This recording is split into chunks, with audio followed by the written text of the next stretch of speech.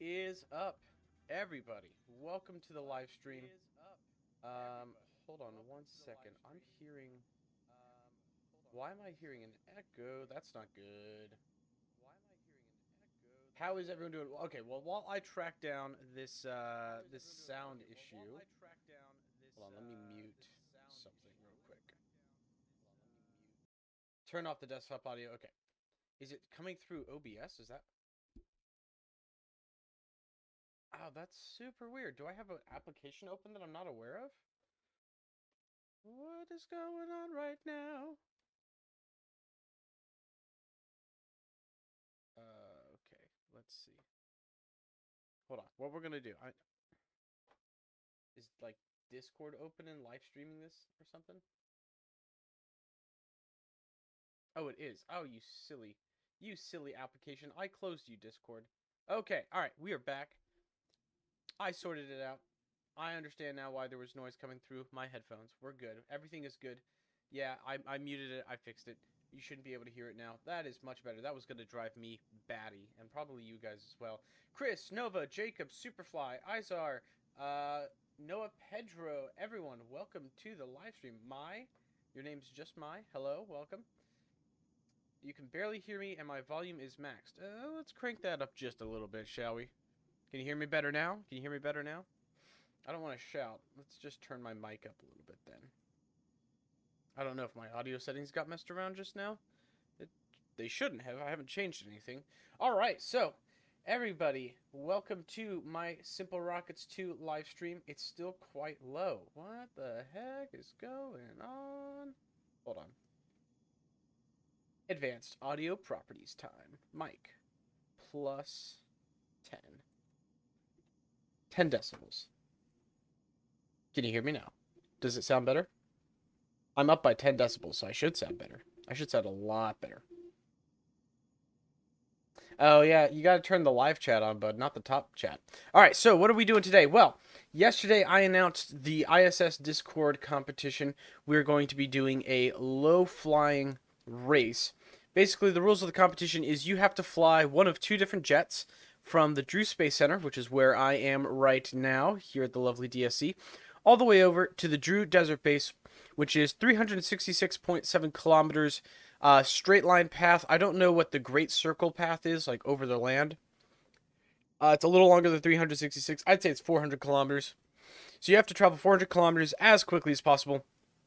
But the trick to this challenge is you cannot exceed an altitude of 500 meters above the ground. If you go over 500 meters above the ground, you will be shot down. You will explode. So what we're going to do is we're going to try and take a stab at it. We're going to run this course, this race, as fast as I can. Now, I've done this a couple of times already. I've practiced this a little bit, so I'm a little prepared for this. What we're going to do is we're going to unpause the game. I'm going to throttle up, and we're going to go as fast as we can down the runway. The timer starts as soon as my wheels leave the ground. So I'm going to wait until the last possible second to raise my landing gear and get off the ground. So we're going to go all the way down to the end of the runway, and then we're going to take off as fast as we can, fly as low as we can, and get to the Drew Desert Base as quickly as possible.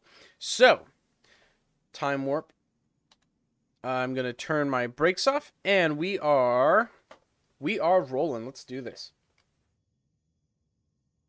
Okay, so this requires a great deal of concentration. So if I don't talk for a little bit, it's because I'm really trying to focus on not crashing this plane.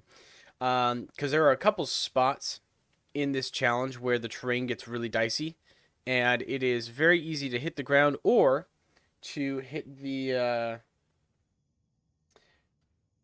it's easier to hit the ground or to hit the ceiling. Oh, Superfly says the plane you get when you click New Craft is better than that thing. It's objectively not, my friend. It is simply not better. One, that plane does not have deployable canards.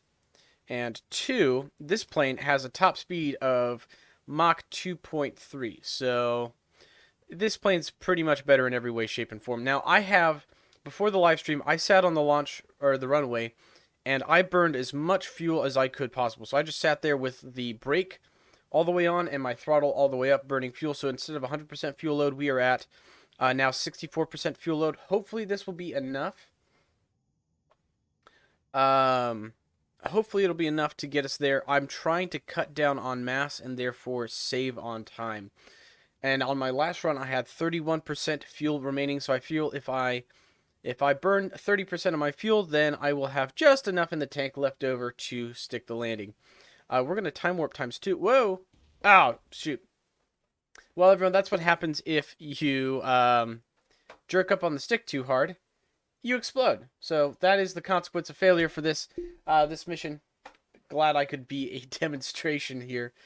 All right, we're going to try that again. That was a little embarrassing. I yanked the stick when I shouldn't have. Okay.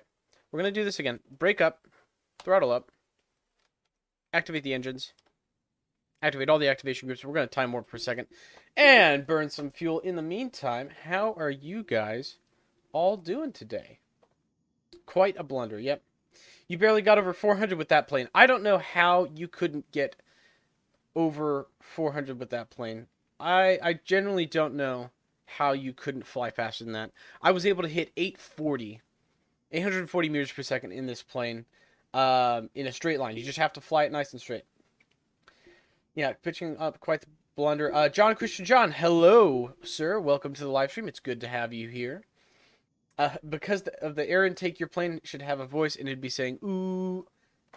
Let me take a look at this. Hold on. Oh, the game's laggy because I'm at 10x speed.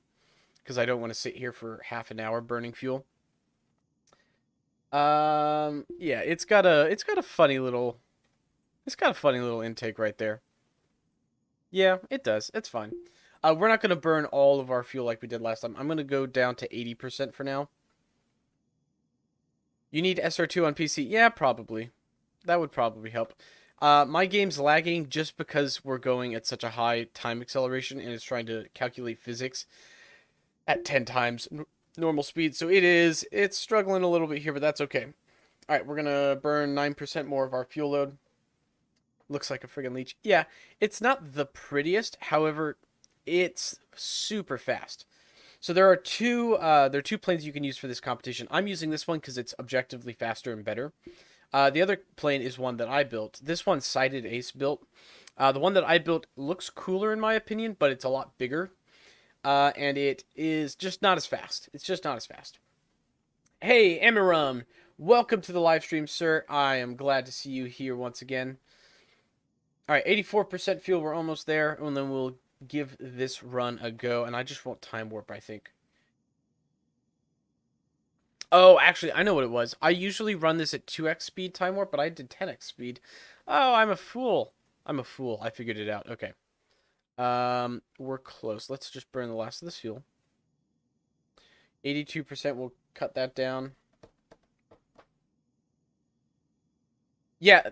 So the two-engine plane has better acceleration, but a lower top speed. So that's the problem. This plane has worse acceleration. It takes a while to get up to speed, but it can go a lot faster in a straight line, as long as you're not doing too crazy of maneuvers. So that is the trade-off you're getting with those. All right, we're going to throttle down, brake off, brake on. I don't want to roll the plane just yet. I'm going to really quickly bring my fast-forward speed down to just 2 so I can control it. And we are throttling up. Let's get this party started. Here we go. You need to trim that plane. Yeah, well, that's a pretty easy thing you do. All you have to do is adjust the pitch slider right here to trim the plane. That's not hard. I feel like anyone can do that. All right, so we are rolling down the runway. Let's go 2 times speed. Here we go, 70 meters per second. So yeah, the timer will start when you take off. Timer has not started yet, and we're already at 100 meters per second, so we're gaining that extra boost in speed before our wheels lift off the ground. Now we're at the end of the runway. I'm going to pitch up. Timer has started. Landing gear is retracted, and let's steer our course. I'm also going to retract the canards. The canards give you better maneuverability, but I don't need the maneuverability right now, and the drag is going to cost me precious seconds. We're going to go for our max speed. That's all we're trying to do, is we're trying to go as fast as we can in a straight line, keeping our altitude low. So the trick to this challenge is once you get to the desert continent, and now we can do 2 times acceleration. There we go. 2 times acceleration, much more controllable. The trick with this challenge is when you get to the desert continent, the mountains there are more like cliffs than they are hills. So they have really steep and really sheer rises and drop offs. And there are a couple of spots where you have like two ridges and a pretty deep ravine between them where if you're not cutting it just right, you'll go over 500 meters and get a missile. I've had like 3 or 4 of my runs get terminated because I flew over a ravine like that. We're doing good right now. So we're already at 500 meters per second in climbing. Superfly, you said this couldn't go over 400. I am doing well over 400 now, coming up to 600 meters per second. And we will continue on from there. Almost at 700. We'll probably hit 750 by the time we get over the ocean. Now, the ocean is actually, I think, where most of the time can be gained or lost. Because you have basically just a flat surface to fly over. And it's all about how well you can fly the plane.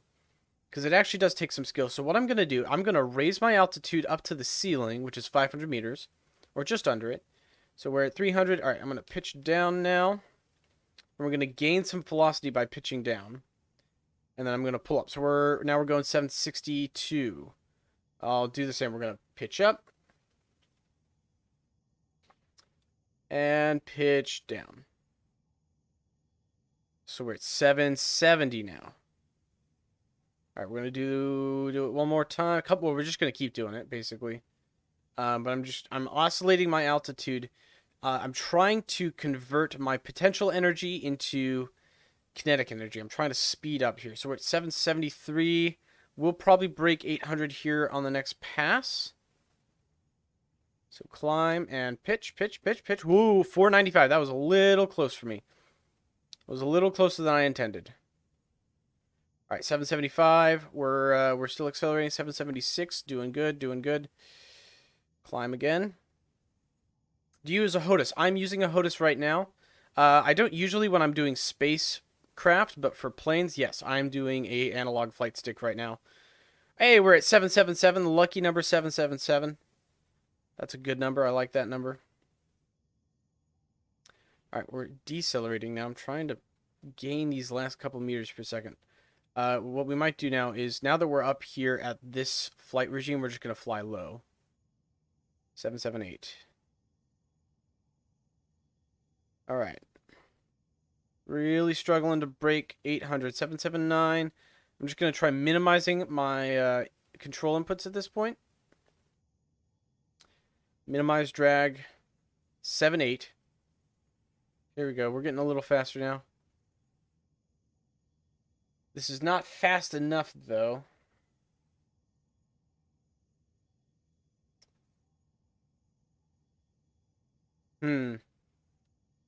So I burned fuel at the beginning, and I'm going slower. I wonder if having less fuel is giving the plane less inertia. 781. Here we go. Because we're not flying faster right now. I wonder if being lighter is actually causing it to have, causing drag to have more of an effect because we have less inertia. I'm throwing out ideas. I don't know if that's true or not. Ooh, we're a little close to the water. Let's pick up ground. All right, there is the desert continent in our sights. We are at 300 seconds now. Doing pretty good for time. A little slower than I need to be going right now to beat my record, I think. But hey, we're doing okay. Just under 800 meters per second is a respectable speed. All right, so we're crossing desert terrain now. Now this is the part where skill becomes a real issue. You actually have to be focusing here. This is where the flying gets tricky because we've got to keep this plane low to the deck. 777 again. We're maintaining our velocity pretty well, at least. That's good. 779.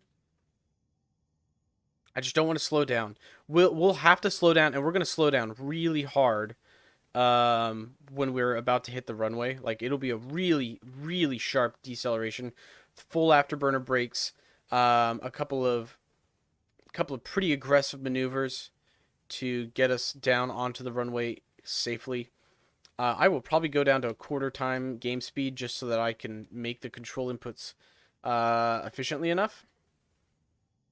Right now we're just running it at 1x game speed, and it feels quick. We are moving really quick. We're going to fly through this valley. Pitch up to avoid the cliff. There we go. All right. We lost a little bit of speed. We're at 7.5, 760 basically right now. That's still pretty good, but not good enough for a record. Not good enough for a record attempt, but hey, we're doing okay. All right, 78 kilometers. I'm going to fan to the left a little bit, start lining up for the runway now. Roll left a little bit. There we go. Okay, big valley here, 300 meters. That's fine. We're fine. Okay, another valley here. Dip down. We're good. 19% fuel remaining. Jump over that. Whoa. Jump over that. All right, here comes the big valley I need to get low into. Not that low. That's fine. 52 kilometers away from the Drew Desert Base. All right, another huge valley. We're going to pull up, pull up, pull up, pull up, pull up, pull up. All right, we're good. Oh, almost 400 meters altitude on that one. That one was a little risky, but we're still doing okay. 750 meters per second. We're doing good on speed. All right, now I need to start looking at my landing options here. Still holding that velocity. That's good. And I'm basically not going to change my throttle at all until we're ready to land.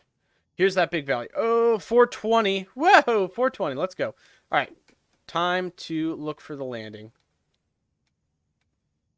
Ooh, that was close again. 450.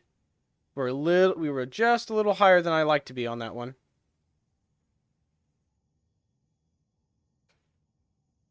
Okay, come down in here. And at 10 kilometers or 12 kilometers, we're going to start braking. All right. Brakes on. Brakes on full. We are decelerating as quickly as possible. The game is lagging a little bit because I think I still have planes on the runway here. All right. Deploy landing gear. I'm pretty well lined up. We just need to drop our speed. Drop our speed. Drop our speed. Drop our speed. Okay. Here we go. Here we go. Here we go. 200 meters per second. I'm going to land on the left side of the runway because there are planes. I know for a fact there are 2 other planes on the right side of the runway, which we're about to pass. Pitch down. Don't crash into him, please. Don't crash into him, please. Woo! Just missed it. Come on. Come on. Come on. Brakes on. Brakes on. Brakes on. Brakes on. And 587. Okay, so that is 17 seconds slower than my record. Yeah, it gives me Neum vibes. Yeah, so that's a little slow. A little slower than my record. So my record attempt landed, where is it? The plane's somewhere. I think that's it over there. That's my record plane. No, it's not. Is it? Where's my record plane? Did I pass it? 1, 2. There was a third plane, I swear. Oh, maybe I didn't save it. Okay. There's 2 planes here. I think there's actually there's a third plane back here that we passed earlier on. Does anyone have an air brake subassembly? I'm sure somebody does. All right, so that is, I would say that's a fairly successful run. Excuse me. It is just not fast enough. It's not fast enough. That's the problem we're running into, is our speed is just not what it needs to be. Okay, so I'm going to destroy these planes. Take the command pod and blow it up. Okay. So those should despawn. We're going to redo it. We're going to do it again. This time I'm not going to burn that fuel at the beginning. I thought burning that fuel at the beginning would save us some time, but it seemed like it was actually preventing us from reaching top speed. I don't know why, but it seemed like it was preventing us from reaching top speed. So we're going to go with a full 100% fuel load. So we will have 30% fuel remaining at the end of the run, which is fine. And we'll see how that changes the performance, if it's better or worse. Okay, 1, 2, 8, throttle up. And we will kick this flight off right away.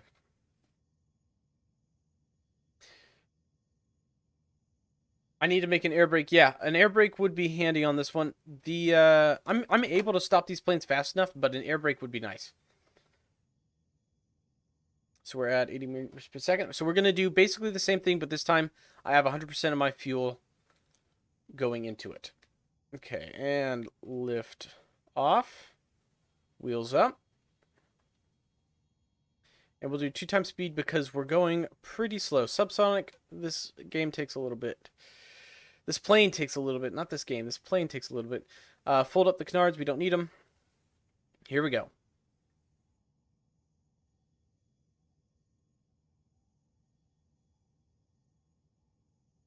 Here we go. This is the slow part. This is not giving me Neum vibes. Neum? Neum? Neum vibes? I feel like I'm not pronouncing that right. We're still going subsonic. Coming up on transonic region now. Okay, entering the transonic, going supersonic. We are now Mach 1. And rising.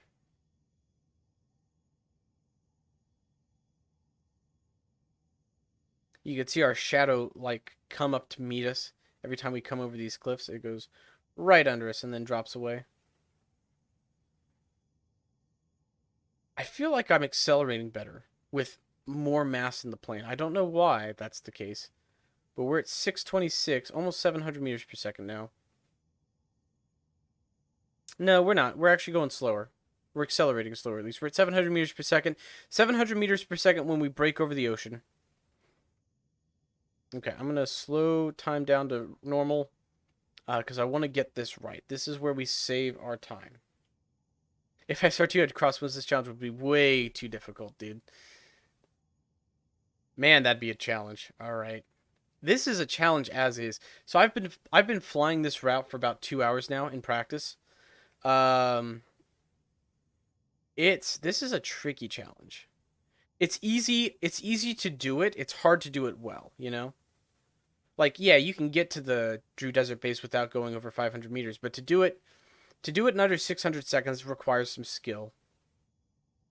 And then to do it significantly faster than that requires like some degree of mastery. All right, we're definitely accelerating better. We're already at 777 and we're still climbing, and I haven't had to do any of the pitch and dive maneuvers to conserve my energy. We're at 780 now, basically. Yep, there we go. 780, 781. All right, so for some reason, having a full load of fuel makes this plane faster. I don't know why. I don't know how. I don't understand physics well enough to be able to explain it. Or the simulation on SR2 to be able to explain it. Ooh, 9 meters. That's a little close. A little close. All right, let's climb again. 784. 783. We're losing some speed. That's okay because we're going to gain it back now. 784, 75, 786. Woo! 1 meter over the water. Pull up, please. Well, that's too close. Too close for comfort, guys. I don't know why you guys keep letting me dive like that.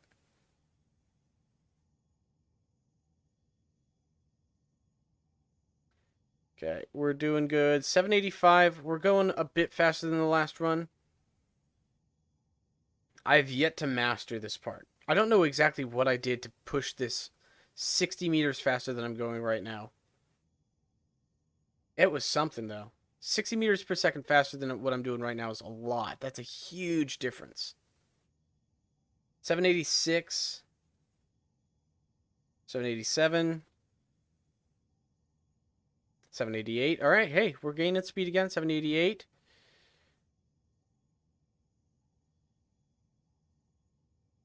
Yada, hello, welcome to the live stream. Okay, we see the desert continent in our sights. We are going a little bit faster.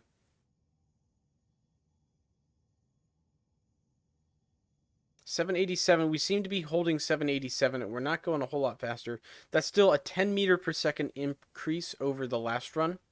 So I'm not complaining. That's a big uptick. That's a lot of change.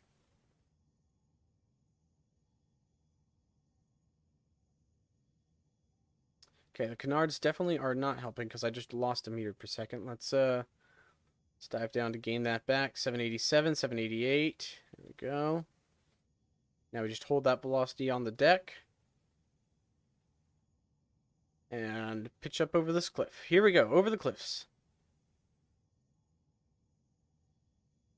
784, 783. Yep, we're losing some speed now that we're going over land, and I'm having to actually make control inputs, like real control inputs, not just tiny adjustments. But that's okay. That's okay. We knew that.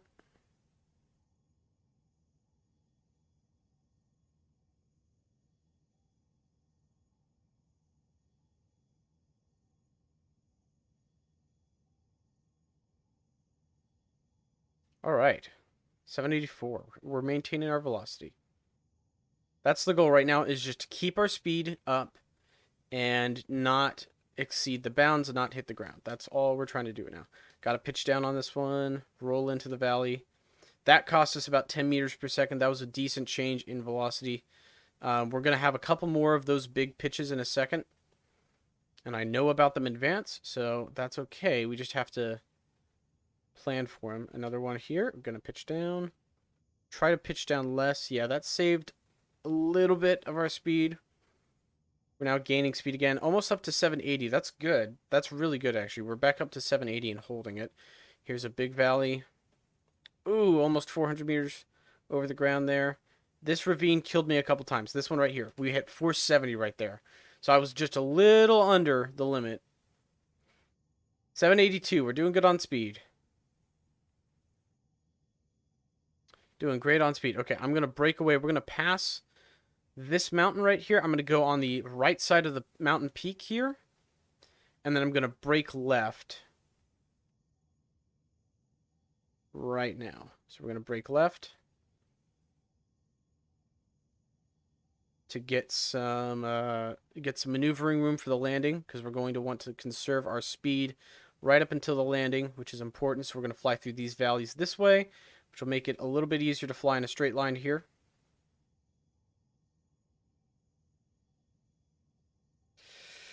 Watching my altitude. The problem is, if the ground drops away fast, you're traveling too fast, you don't have the reaction time to save it if you just drop away. All right, so here's like the big mountain. This is the challenge one to get over. This one's going to cost us some speed to get over this, because we got to pitch up hard, and then we got to pitch down harder. Ah, shoot. Not hard enough, though.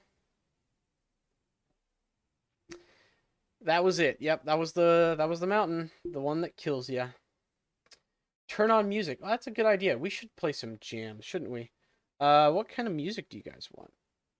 I've got a whole library of royalty-free music. I need to take a mental breather while my heart bleeds.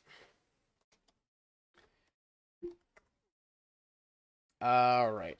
Let's see. You want some techno? What you want? What do you guys want? Audio. YouTube audio library. Some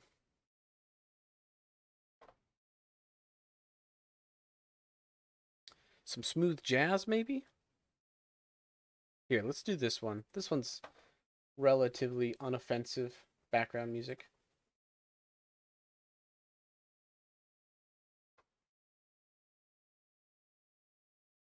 Hold on one second. Why is it not playing now? Hide mixer? No, that's not it. Properties? Oop, restart playback? That's all there.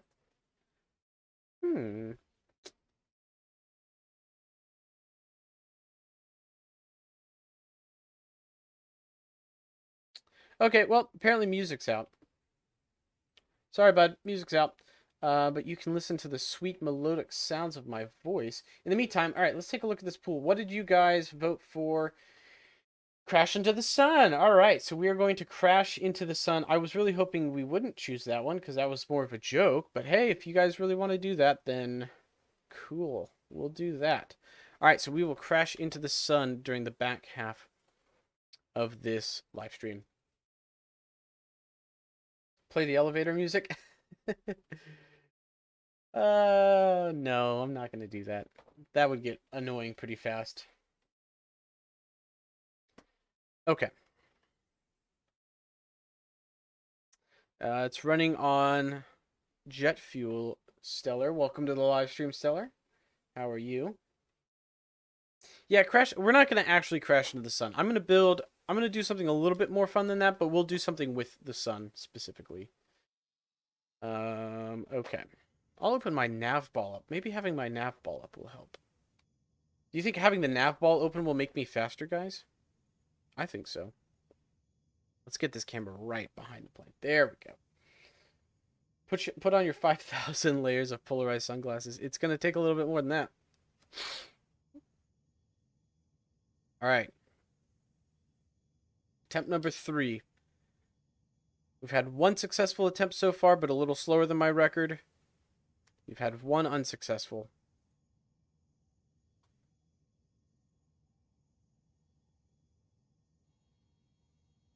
Landing gears up.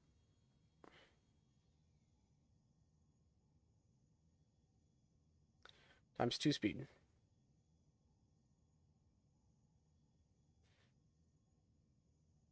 Let's just get out there. You know what? I'm going to see, maybe if I go ×2 speed. Do you think maybe if I'm going faster time acceleration, that'll make my plane go faster over the ocean? Maybe that's what it needs. Let's try that. I have no idea if that's true or not. I'm literally just spitballing. The nav ball gives you KSP vibes. Yeah, that's probably because KSP also uses a nav ball. There's really only one way to do a nav ball, so like yeah, it's going to look similar because it's a nav ball. All nav balls are going to look somewhat similar.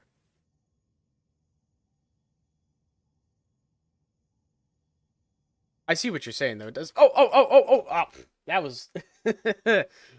Well, at least we failed earlier at that attempt. I pitched down way too hard there. I don't know what I was thinking. Whoops. Whoopsies. We're just going to pretend that didn't happen. Throttle up. All right. Start rolling down the runway. Yeah, that that didn't happen. We didn't do that just now.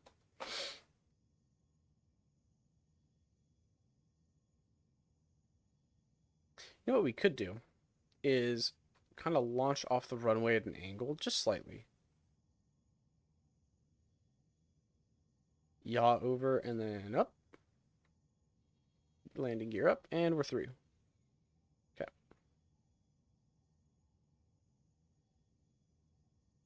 On target. Oh, I forgot to open my nav ball. Okay, I'm going to use my left hand to go for the nav ball. Come on. Oh, I'm trying to do two things at once. There we go. Okay, we're good. I've got my nav ball open, everyone. We're fine. Everything's fine. We're going to go faster now. The nav ball adds 10 meters per second to your top speed, by the way. It's a little trick the devs told me. But having the nav ball open reduces drag and it makes your engines faster, like just by default. It's a static boost, 10 meters per second. All right, so we are a little high. Let's get down a little bit. I'm not conserving my energy super well over these mountains. I'm not doing as well as I could be, but that's okay. We're going to make up for it on the ocean, I think.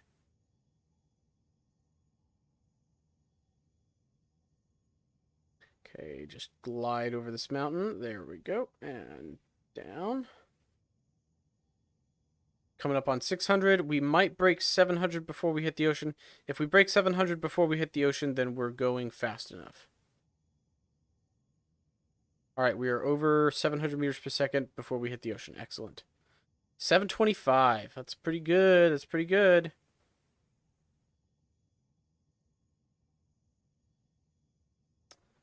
I'm just going to keep it, try to maintain altitude. I'm just going to let the plane do what the plane does. I'm just going to fly it. I'll be damned. 792, 794.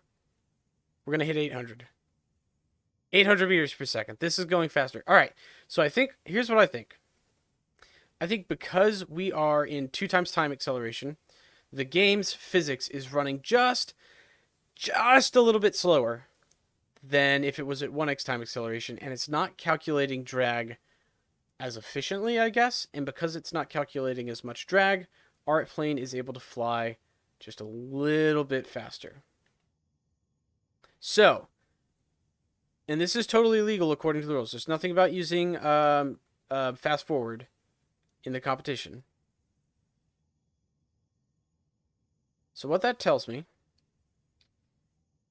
is by doing 2x time acceleration, we can get a bit of a boost in speed.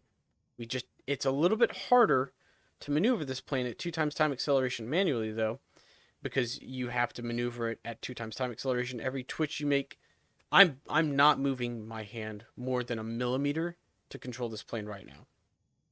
Tiny adjustments to the stick, and we're doing 813. This still isn't my fastest speed. 814. The fastest I've gotten is 840. Now, I didn't survive that run. I crashed later on, but 840 was the fastest that I was able to push the envelope on this plane. Okay. All right, I don't think I'm going to be able to manage 2x time acceleration through the desert. I mean, we're screaming right now. I'll hold it for as long as I can, but as the terrain gets rougher, I'm going to have to slow time down, and we're going to lose our speed boost a bit. But I'm going to hold it for as long as we can. We're still at over 800 meters per second. We're saving lots of time. Because we're getting basically a 30 meter per second. We're going 30 meters per second faster on average on this run by doing this. Okay, all right. I have to slow down at this point. It's beyond what I can control manually, safely at this point. But hopefully we can maybe maintain this speed through the rest of the run. It seems like we're able to maintain it, but I just need to, if we lose our speed at this point, I don't care. I'm just happy we got so far. We were able to go this fast, this far. Pitch down into the valley. Okay. I'm going to go around this mountain now.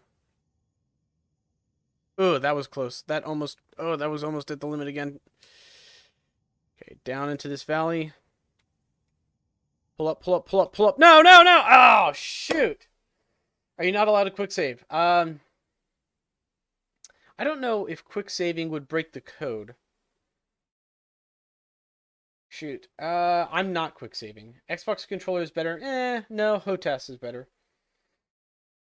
Doing it legitimately will require ungodly amounts of engineering. Oh, you're talking about the other thing. The SR2 also has an atmosphere which will produce additional heat through aero heating. Yeah, we're not going to touch the sun.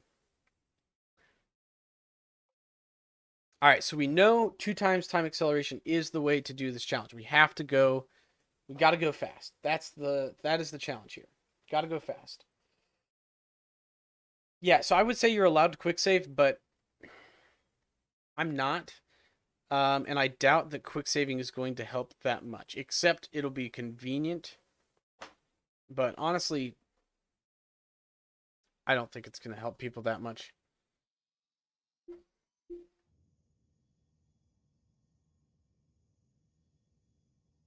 All right, hands off the stick. Just going to let it roll down the runway. Pick up speed. So, yeah, if you guys want to participate in this competition and try it out yourself, you can join the ISS Discord. There's a link in the description of this live stream. Join in, and you can grab a link to the craft and launch it from the Drew Space Center runway yourself and see if you're able to make the flight as well. There's literally nothing stopping you. It's just a matter of practice. The plane's already built. You don't have to design a plane. So if you're bad at building planes, that's fine. You don't have to. You're not allowed to use Visi. So if you're bad at Visi, that's fine. You're not allowed to use it. You just pick up the stick and go for it. Try your best. All right, we are going. Yeah, I think we might be actually going a little bit faster so far than that last run. I think we're conserving our speed a little bit better.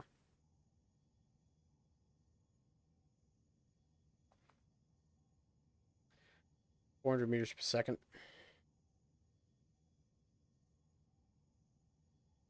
Also, the problem is at lower speeds, this plane's more maneuverable. And so I'm having a hard time, like, making small adjustments to my plane because it wants to make big adjustments. Oh, yeah, we're going faster. We're already at 640. We'll break 700 before we hit the ocean easily. 700. All right, what's our speed at the checkpoint? 730. All right, so we're going 10 meters per second faster over the water than the last run. So we're going faster. This is already a better run. Let's just hold this.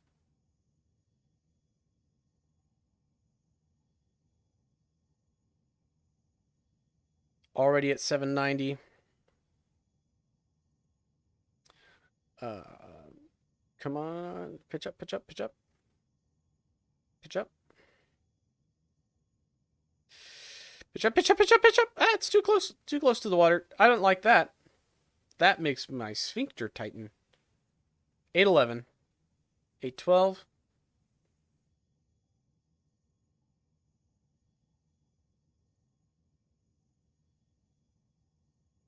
815. 816. 817. Back to 816. Back to 815. Lost some speed. 817 and holding it. 818. 817. Okay. Okay. Okay. We're going fast. 816. Dropping speed again. All right. We're going, I think, just a little bit faster over the water than our last run. We're holding 818. I think we're holding 815 at this point in the last run. You know what would be cool? I might add a Visi script to these planes that tells you your gives you a little bit more like performance data about how well you're doing, like make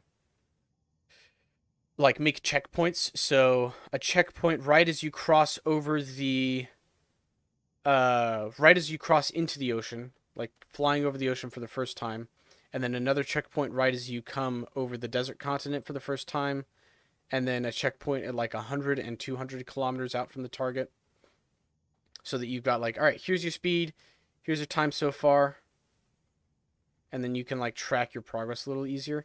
All right, got to throttle down on time a little bit. We're going too fast to be doing 2x time acceleration over these hills. Now it's time to just focus and keep our speed up. Still doing 810.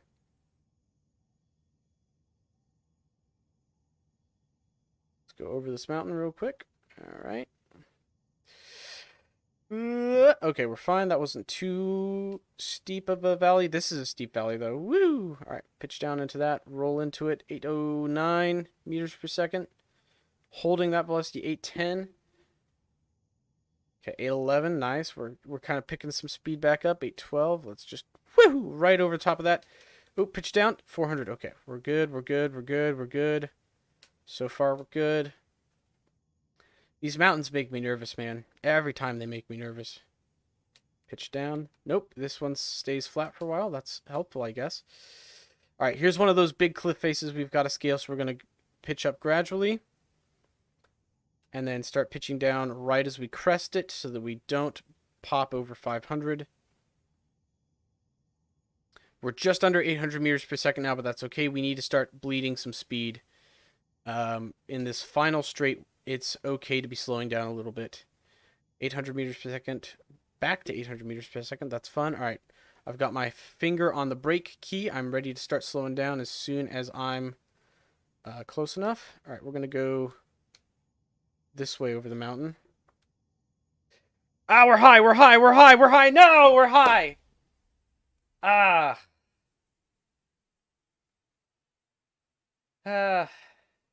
No. Why am I bad at this all of a sudden? No. RIP. Yeah, that sucks. The Unknown, welcome to the live stream. Hope everyone is doing good so far still. That is... Oh, man. This is a challenge. At least I recorded my 570 time. I don't know if I'll be able to beat that.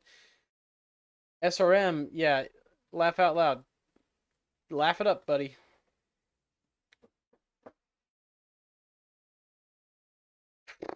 Well, at least it only takes like 5 minutes to do a run, so we're not like losing tons of time. Okay. Throttle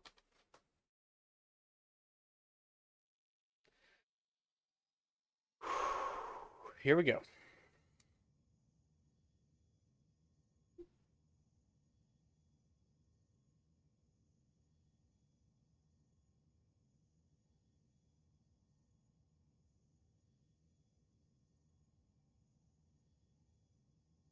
Hundred meters per second.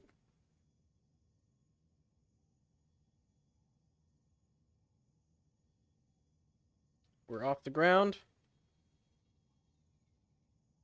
Kind of had a little bump with my landing gear right after the runaway, but that's okay.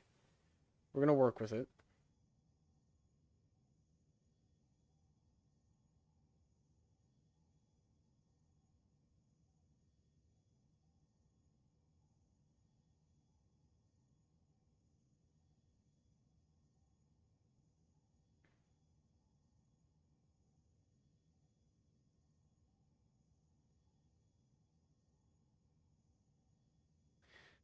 .300 meters per second. We are in transonic, supersonic now, going Mach 1 plus. That's not funny anymore. It was never funny. It was literally never funny. Ever.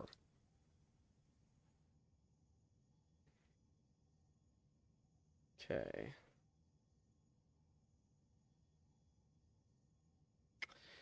But that's how normie memes get started anyway. That's pretty typical.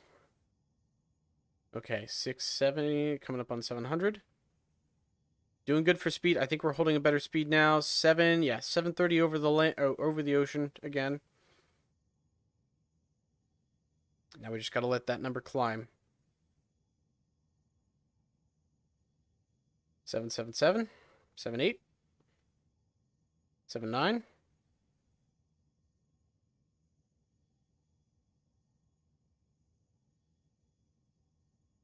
8.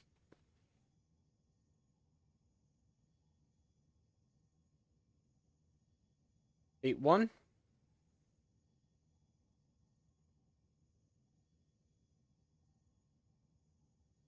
Let's see if we can break 8-2.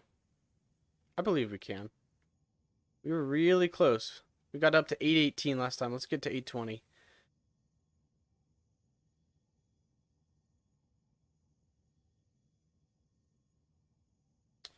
Hmm. 817. 818, but then... Yeah, so we're really struggling to get past 818 at this point. We can catch 818 in the dive, but then we lose it as soon as we pull up, unfortunately. 819, hey, we're holding it. Nope, never mind, 818. All right, land is in sight, 817. 819. Come on, give me 820. Give me 820. Give me 820. Come on, game. Come on, game. 820. Nope. All right. It doesn't want to give it to me. All right. So we're at 819 is as fast as we were able to get going. And we're going to start losing speed as soon as we cross over the land. So let's just focus. Let's not worry about speed. Let's just focus on navigating the terrain at this point.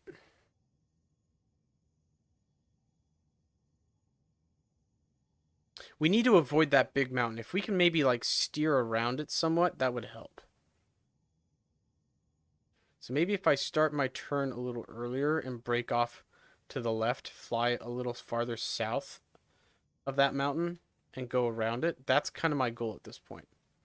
We're still doing 2x time acceleration. I'm getting a little better at this, actually. Being able to hold it at 2x.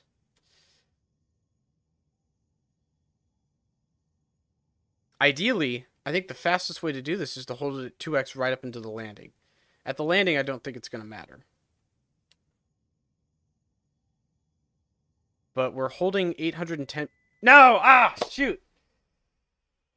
Ah, frick. Butter this landing or you're going to get owned. You're an overage Roblox player. Ouch. Ouch. Sighted Ace intentionally made the engine small. Yes, he did. This plane goes faster than he intended it to. I think his original top speed that he said it would do was Mach 1.3, so about 400 meters per second. But I don't think he tested it as vigorously as I did. Because it definitely can do Mach 2.4. We were going 822 meters per second right before we exploded, though, so that's cool. That's fun. 50 kilometers away. Mach 50. I don't think people understand what Mach 50 means. That's like over escape velocity. That doesn't mean, that's not a number. Mach 69.420.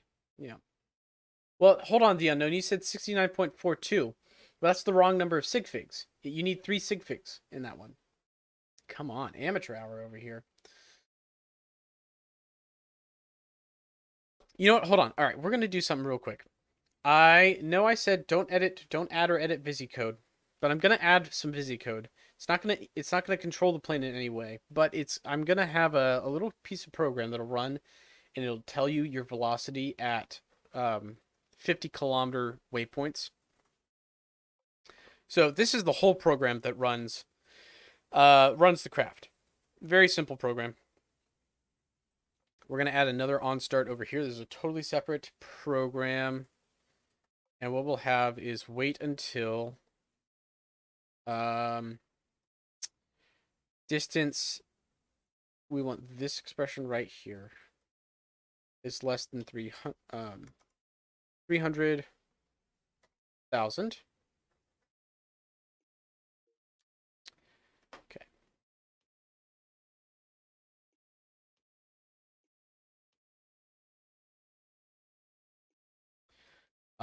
We're going to log performance. We'll do friendly speed velocity. There it is. And join. So we'll do join alpha.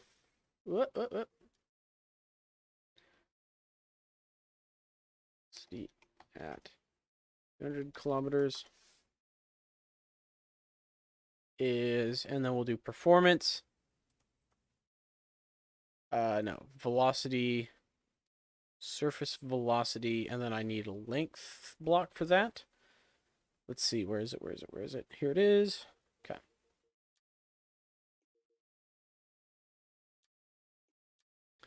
Copy, we'll do this for 250, 1,000,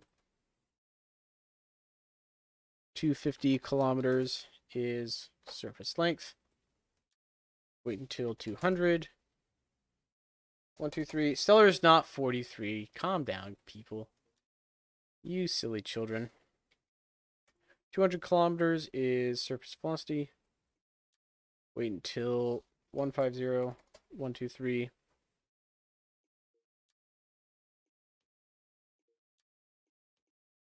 Log velocity at 150 kilometers to 100. 1, 2, 3. Log 100 kilometers. So what this is doing right here is this is allowing me to get flight data on my performance at increments, and I'm going to log it to the program. And then we'll do 25,000. Okay, 25 kilometers. So all that does is it logs my velocity at waypoints. That should be all it does. 43 in Christian years and 50 in Jewish years. That's not how Jewish years work. Brain cannot copy programming because no. Don't worry about it. What about Canadian years? I'm pretty sure Canadian years are the same as Jewish years? I don't know. Is the Jewish calendar... I know the Jewish calendar is different in, like, where they start time, where they're counting from, but I don't think the Jewish calendar is different in how long years are.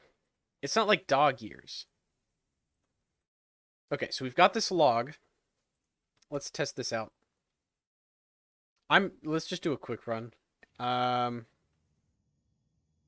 should have done one for 350. That's okay. So we'll do our first waypoint at 300,000. That's useful enough. What about dog years?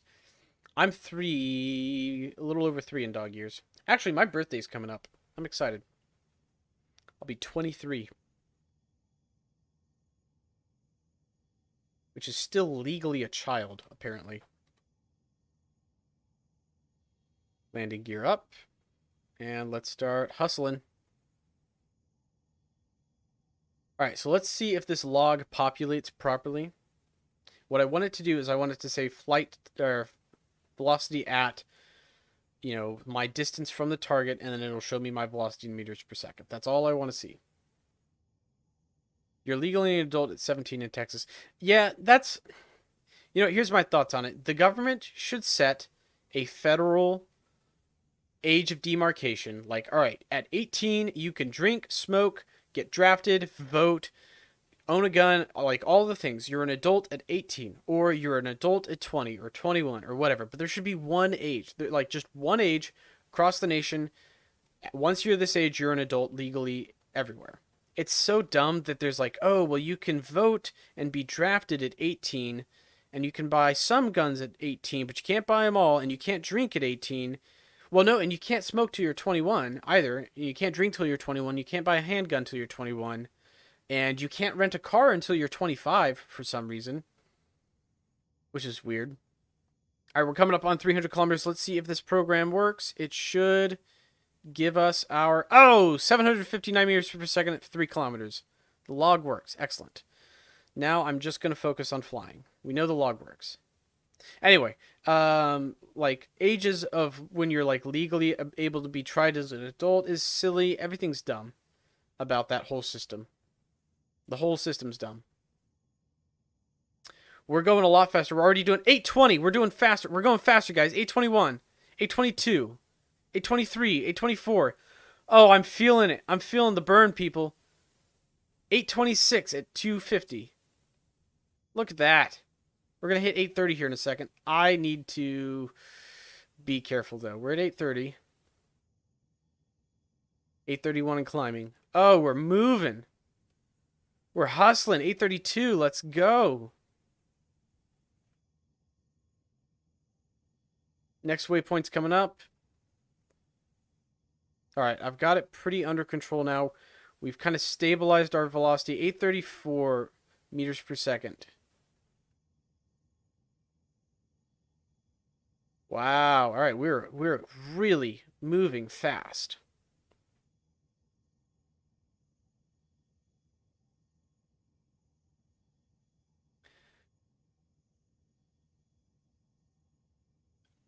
$834. We're holding 834. Okay. Will this be a long stream like yesterday? Probably not. I've got some work I need to get done today. I think if this run succeeds, this will be our last run on this challenge, and then we'll move on to building a solar probe. Okay. All right, we gotta slow time down. I'm not gonna make the same mistake I did last time. Also, we're going to break away at this point from where we were flying earlier. We're going to go back this way again. I liked this route better. We did make a pretty big mistake last time, but I like this route better in general. I think this is going to be the better route to take. We're still maintaining our velocity at 830 meters per second. I'm okay at this point if we start losing speed. I just want to make sure that we don't lose it too fast. And we're holding it for the most part at 830. If we drop down to 800 or less, I'm still fine. Like, we're going really fast right now. So little drops in velocity aren't a big deal to me at this point. Here's a big ravine. Can I clear it? Yes, I can. Okay. Doing good so far.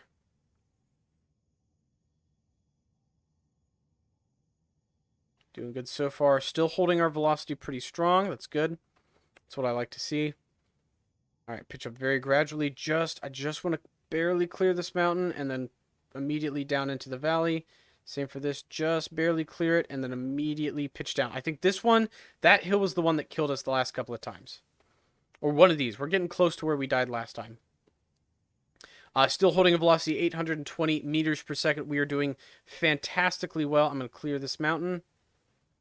Oh, no. This was the valley that got us. Okay. So hold on. Let's pause the game real quick. Because you can pause. There's no rules about pausing. So I think I see... This was the valley that killed us, right? This little region right here killed me the last couple times. Now let's take a look. Let's analyze this terrain, right? I know for a fact one of my runs, I went from right about here, crested this peak. This is the highest point of this mountain. The terrain drops away very quickly, and then look at this. This valley is actually deepest right here. And it's deep right here. There's two deep areas, and there's a little land bridge that connects these two. So what I did the last couple of runs where the missiles caught us is we flew over the mountain and then right over this deep area. That's 500 meters. Missile catches us. Right here, we flew over 500 meters. Missiles catch us. We're flying at basically the same altitude ASL. Like, I'm going about the same height. This land bridge is what saved us on this run. So what we need to do, well, in future runs, you've got to be able to hit that land bridge coming over this mountain. Now, let's look at the rest of our route. The desert base is right here. I kind of want to come through this valley. I want to hit this valley right here because that lines me up with the runway really well. By design, that lines up with the runway. And I can start braking well through this stretch. Have a nice clean approach right there. How are we going to get there? Let's recenter on my craft. So I'm right here. Okay, so we'll go to the right of these mountains right here. This big ridge, we're going to go right of it and go straight for the Drew Desert Base. So when I hit those mountains, we're going to break right and line up for the desert base. That's the plan. And I can see them. I can see that mountain in the distance. That's my landmark for the rest of this run on where I need to go. Okay, let's continue the run. Okay, pitch down, stay low, stay low. Oh, hold on. I'm going to recenter my camera better. There we go. Stay low. Okay.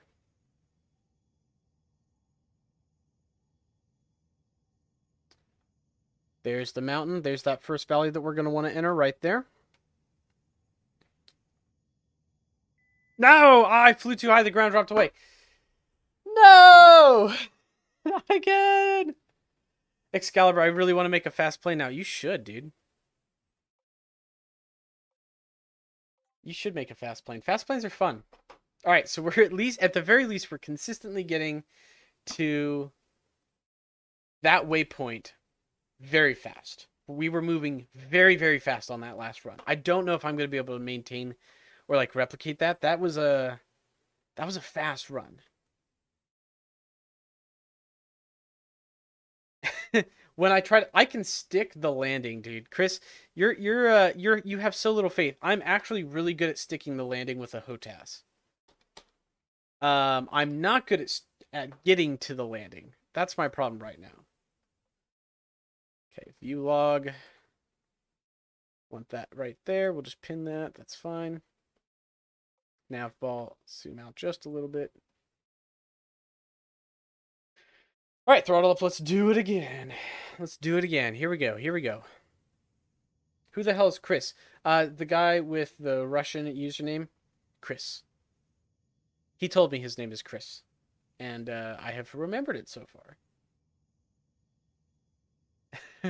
Flashback to the video where he crash landed 15 planes. I have gotten a lot better at landing planes, I will say. I can actually land them fairly well at this point. This little... Oh, not Russian. My apologies. Cyrillic.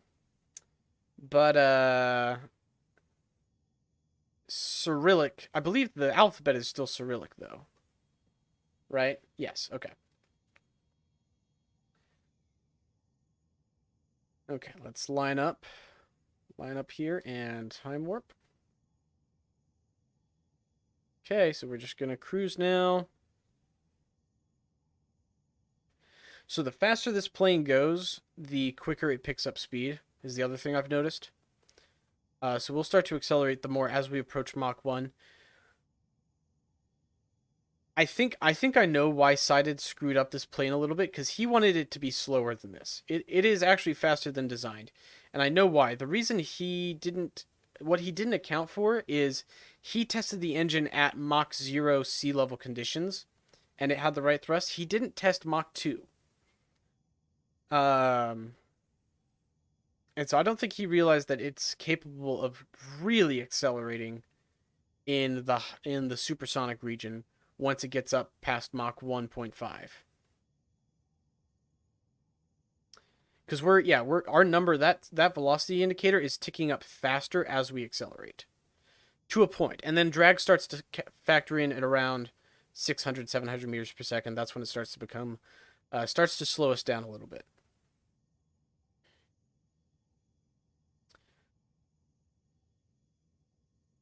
All right, we're doing 740 at 300 kilometers. Pretty good. That's pretty good.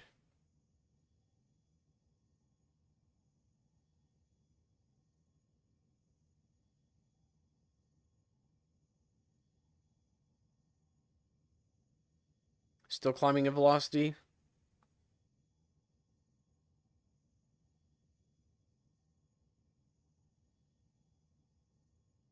We're going a little slower at this point. We're having trouble getting over 800. We're going to get over 800. We're at 799 now.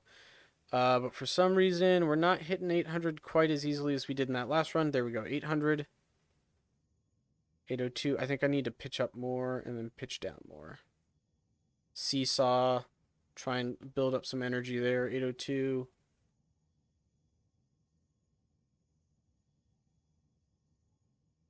Yeah, we're just not quite hitting it faster. 803 over the water. That's good, but it's not good enough.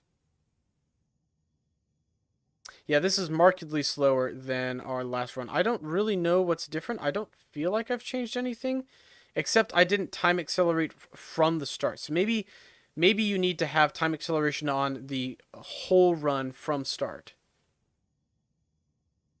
Because we're going 30 meters per second slower at this point. Pull up. And it doesn't seem like I'm able to break it. 810. Yep. That's okay, though. Our last run, we didn't break 800, so we can maintain this for a little while and still get a better time than our last run if we play our cards right. But I'm going to start that early bank like we did last time. And then I'm looking for terrain features that tells me I'm on the right track at this point. And then after this hill, all right, we're going to slow down time so I can handle it. My brain doesn't turn to goo.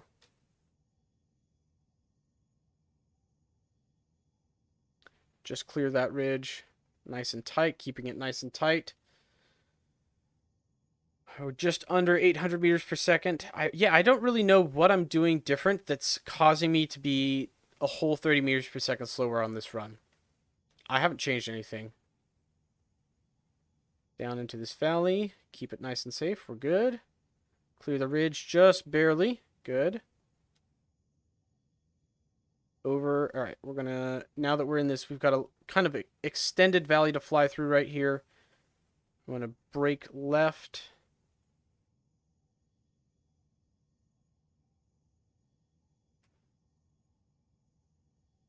Up over this ridge.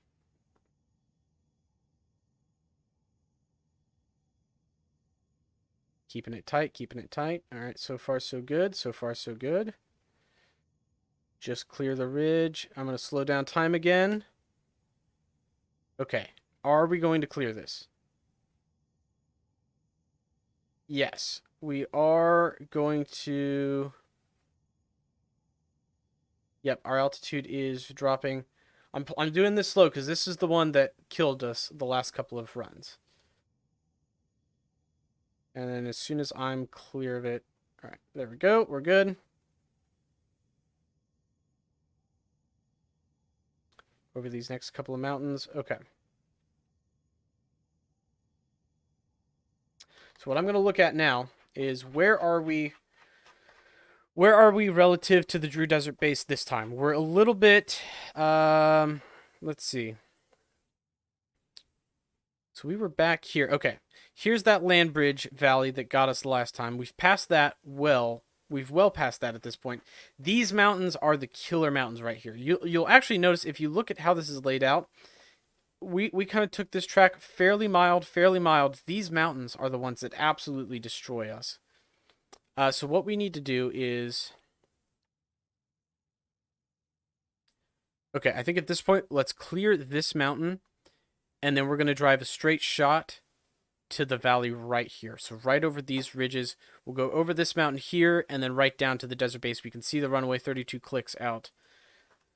That is the plan. Let's see if we can execute. Because this is the choke point we've hit every time so far on this run. Right here is where we balk.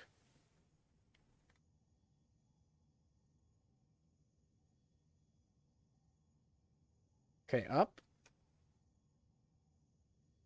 Into the valley. Am I going to clear it? I think so. Nope, I'm not. Shit! Oh! Hold on. Plane's still in the air. We're traveling slower now, but we're still in the air. Hold on, guys. Counts. Nope, doesn't count. I broke.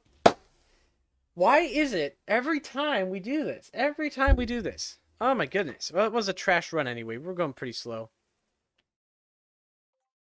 All right, last attempt. Win or lose, last attempt. Do you actually need to go through the valleys? No, you don't have to go anywhere. It's just that you have to be under 500 meters from AGL. So you could do 500 meters over the mountaintops. The problem is the mountaintops drop away really quickly, and that isn't really viable. That I have, at least that I have seen. It's not been viable to try and do that. All right, time acceleration all the way through. We're going to try and replicate that fast run that we did last time. You see what this is for you guys, though? Watch what I'm doing, and then you can try and get a head start on me, because I'm learning this the hard way. You're learning this the easy way. All right, 100 meters per second, and coming up on the end of the runway here. Up, clear, landing gear up, and we're in the air. On our way. Last run, and then we're going to build our solar probe.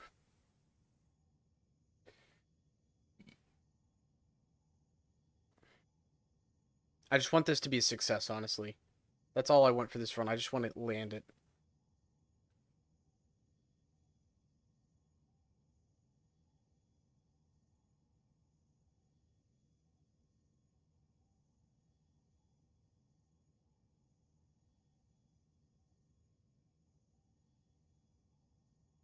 On second thought, I'll stay. Oh, Stellar's staying on the stream. Good. Good, Stellar. That's what I want to see. Okay, coming up on 400 meters per second.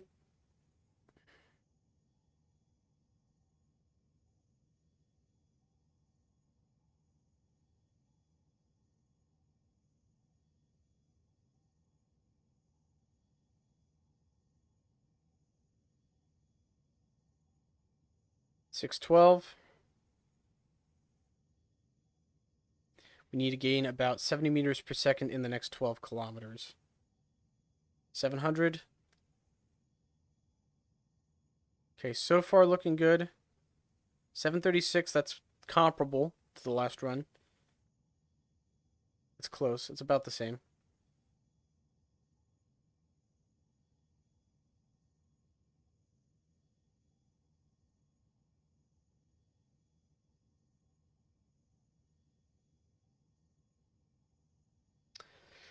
Well, 785.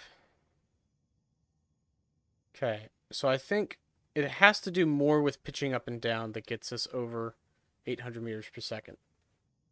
792, that's still slower though.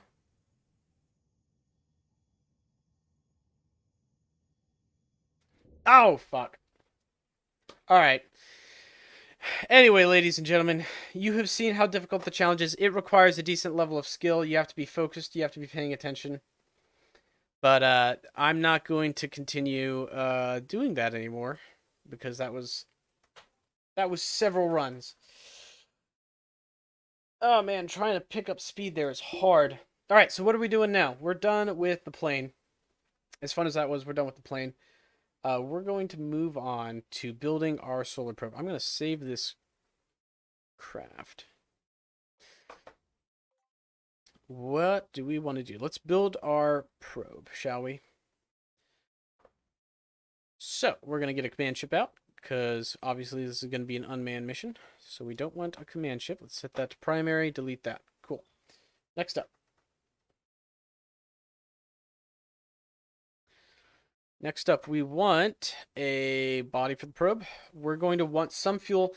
Since this is a solar probe and we're going to be close to the sun, I like the idea of using an ion engine for it. So we're going to use an ion engine for it. We'll have a radius of... yeah, let's do a 1.4 diameter probe here. We'll make this the battery. And that can be a lot smaller, honestly. That's plenty of fuel. We don't need that much battery. We also don't need that much fuel. We'll have this one just auto, and then let's slap our ion engine on it. Xenon. Okay, that's good. So that is the thrust assembly of our craft. That is what is generating all of our force, all of our momentum. I'm actually going to put these together like that. Okay, now what do we need? We're going to need some solar panels for the ion engine for sure. So let's go with the big solar panels here. Make them smaller. They don't need to be huge. However, I want lots of rows. Like that. We'll give it three-way symmetry. Why not? Why not three-way symmetry? Does that clip? Nope, they don't clip. That's perfect. Who uses the ion engine the way it was meant to be used? We're going to use the ion engine the way it was meant to be used today, right now. Oh, you know what I could do, actually? Hold on. We're going to make an empty fuel tank here. Mass scale, drag scale, turn that all off. It's just a structural thing. Here's what we're going to do.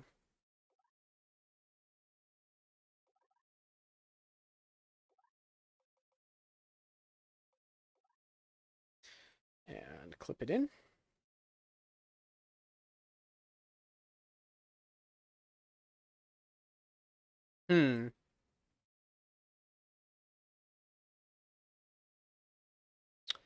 That's not exactly the angle I was hoping to see. I want to do a triangular shaped probe, but honestly, I'm not sure if I can do that well. How did you change the colors of the gizmos? I didn't. Oh, oh, oh, oh, oh, oh, oh, oh. Hold on. I know what I did. Cancel. Game capture. Hold on. Filter. Filters. Should probably turn my chroma key off, huh? Remove. Yes. There we go. All right. I didn't change the colors. Yeah, I was chroma keying. I was doing some green screen work earlier this morning, and I forgot that I had that still on. Good catch, Pedro. I appreciate it.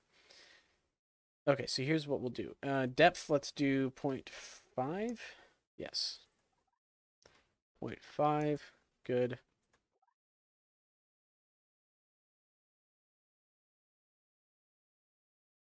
Now we just need to make it wider until the corners touch.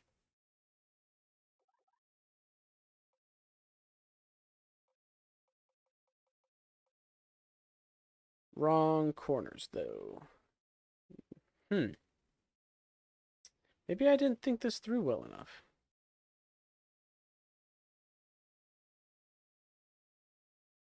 Yeah. Pedro called it out as well. I realized I was so I was doing some chroma key work for a project earlier this morning in SimpleRockets 2. And it's only in the game if when something breaks. That'd be fun. Put like a static image in the background of something complaining so that anytime the game breaks and magenta shows up, it's like it's broken. That'd be funny. That'd be a funny little gimmick to do. All right, let's try and get this lined up. I guess if it's fine if it clips a little bit, because I can work with that.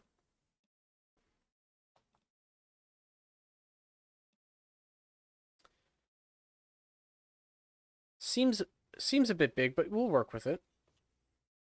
Put the solar panels on it like that.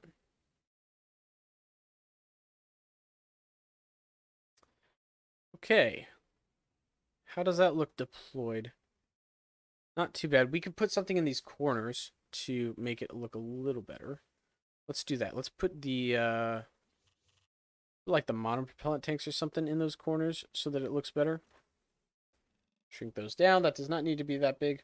Why don't I rotate them? You mean like rotate them outwards? Is that what you're referring to?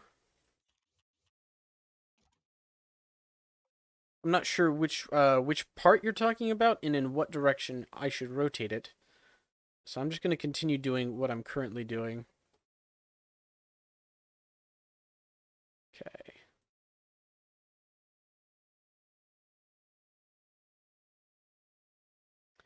That's pretty good. Let's make that bigger. No, that's not what I wanted. Go back.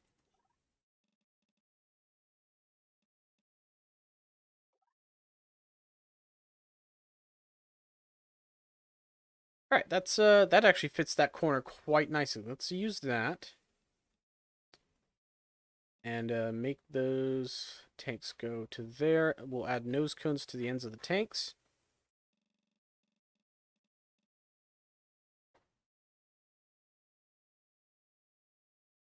Oh yeah, I mean that's one way I guess we could do it, but I'm fine with this the way it is because we're gonna take advantage of the imperfections and work with them. Actually, make it part of the design.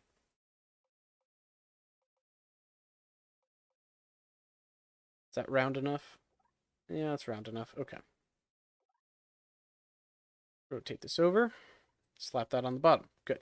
So that is part one. Let's make these the actual fuel type they need to be. Monopropellant. Okay. Smoothing. Good. Got that. All right. So this is our solar probe so far. Now, thoughts. Initial thoughts. Let's change the texture of this. Not to panels, but to insulation. Like quadruple. No. Nope. Never mind. Quadruple the X. There we go. And we'll paint it a nice gold. Like that. Now, I see the part clipping there. We're going to deal with that part clipping in a minute. Yeah, spherical parts would be nice. You can get really close if you adjust the radius of the tip of the nose cone like I just did here. So now it actually has some volume instead of just being a point. That really helps to round it out. It's not the only thing you can do, but it helps a lot. Next, what I'm going to do is make... not that. Let's use the part shape tool.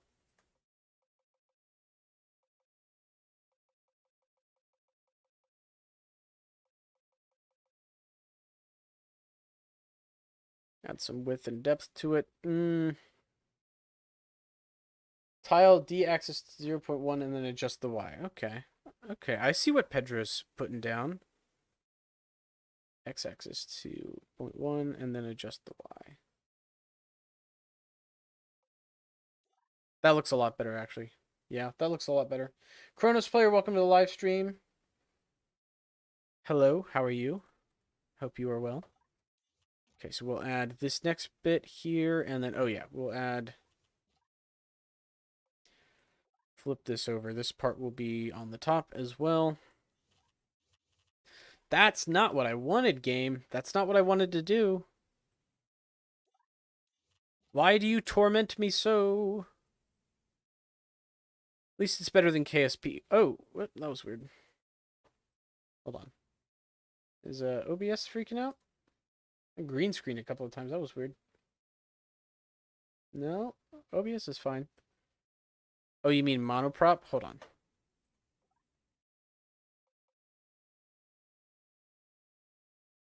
Like that? Is that what you had in mind?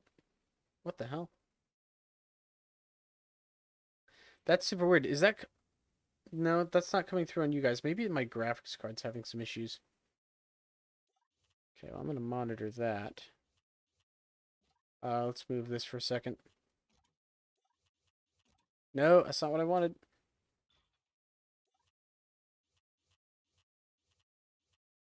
There we go.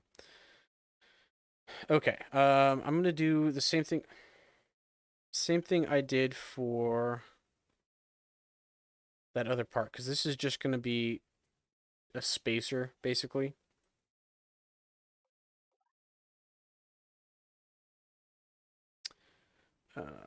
Let's move that in to there.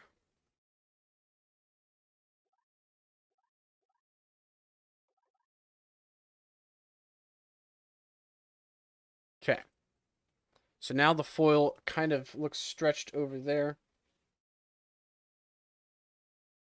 Oh, gotcha. Gotcha. I see what you're talking about. I'll do that in a minute. I'm not even sure I'm going to keep the simple texture. I might, but we'll see. Right now, I want to finish making this look better. Okay, we're going to do the same thing. No fuel, no mass, no drag scale. Don't include in drag. Okay. Just going to make this a little shorter. That will go there. And then we're going to stretch this part in the exact same, well, not the exact same way, but we're going to do basically the same thing to it. Like that. Knit the ends together so that looks like foil covering the whole thing. Where are we going? This is going to be our solar probe. We're going to go to the sun. We're at two tons right now so far. Okay.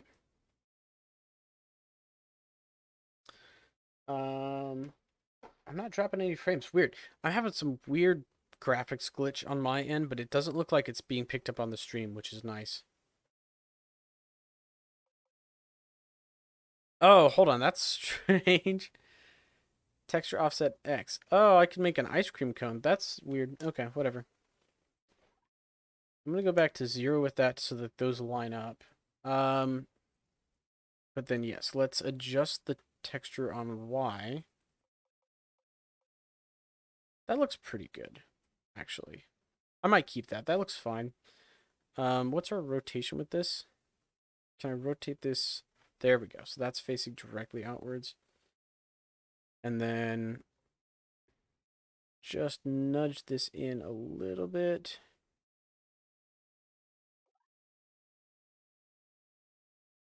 Okay.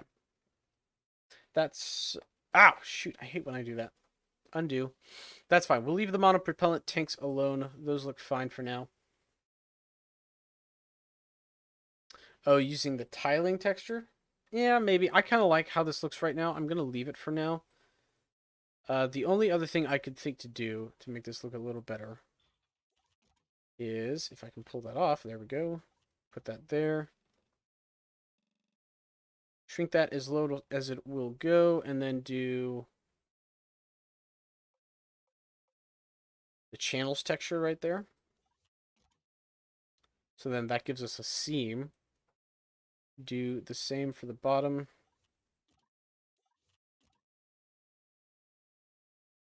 And then we can do paint that like a darker silver. Not that one. Actually, what if we did the whole thing darker silver? So those are like very shiny, and then have those. Yeah, yeah, yeah. Okay, okay. Here we go. There we go. That looks better. Also, let's do the ion engine a different color. All right, I think that looks good. Now we need to start designing the equipment. So we've got the body of the spacecraft. We need to start designing the equipment. So I'm going to add some RCS ports. We're going to need RCS ports on this thing. We'll do the static ports. We'll make them pretty small though. And not particularly powerful. I don't want a ton of command authority with these ports actually.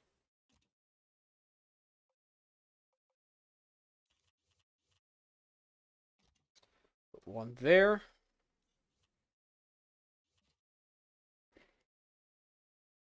Undo.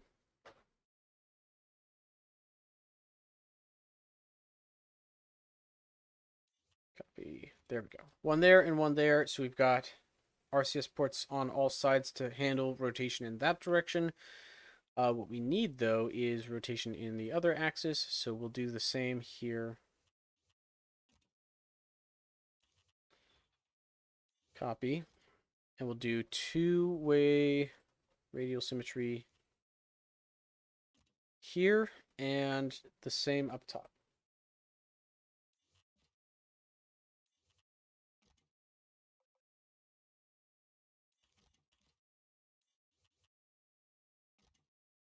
Come on, game, cooperate with me. All right, so we've got that set up. We've got our command and control. What should our sensors look like? That's the next question. What should our sensors look like?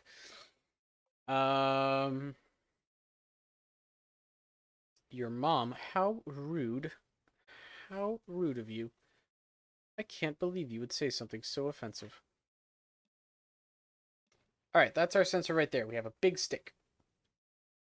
Everyone good with the big stick sensor right there? That's it? That's all there is to this one? It's just one big stick for the sensor. It's got all the sensors inside of it.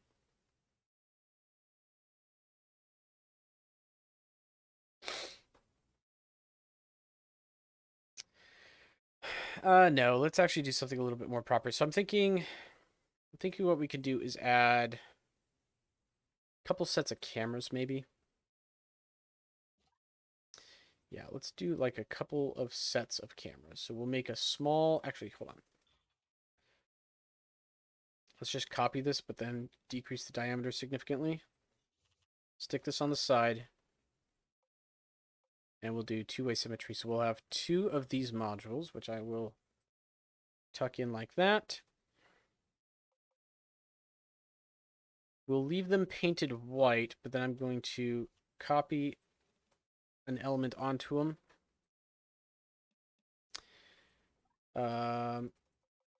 Nope. That's the wrong way. This one. There we go.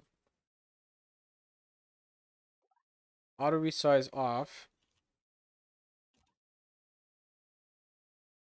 That's too much.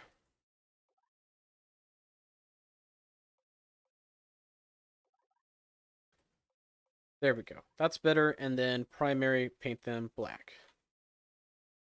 That's one set of sensors. That actually looks fairly good. We need some more, but that's a good starting point. We'll put cameras on these. Where's my camera part? There it is. Okay, we've got cameras on them. I'm going to rotate.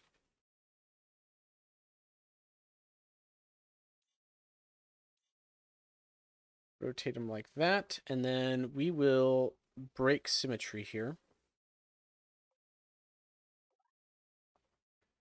Okay.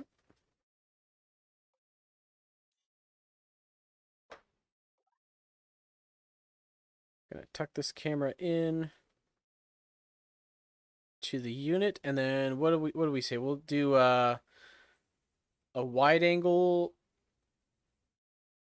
like a wide angle lens 90 degrees, and then we'll do a narrow angle lens.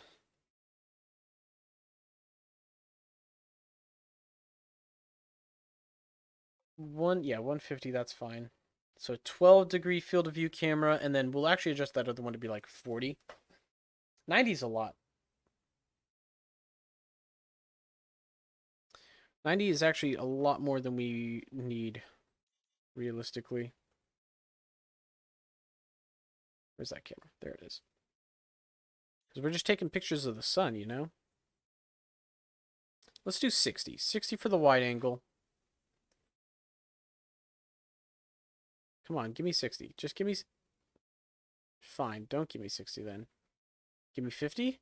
Really? 51's fine, I guess. Wide angle cam.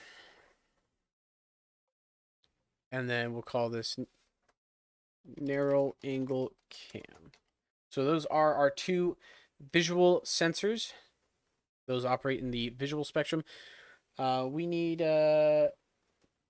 turn off pad position. Actually, I'm going to leave pad position on, because in this case, the pad position is going to be useful, I think. Well, maybe not. My fear is that this black disc is actually going to get in the way of the camera. But maybe it won't. Let's line this camera up and try it. Pad position off.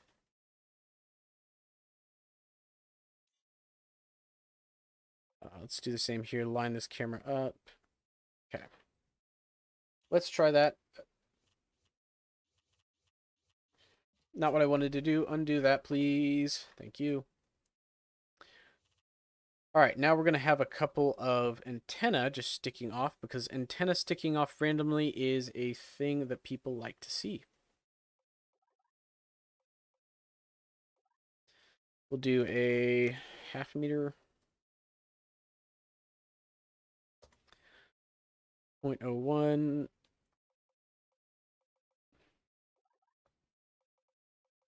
So this one is 2 centimeters in diameter.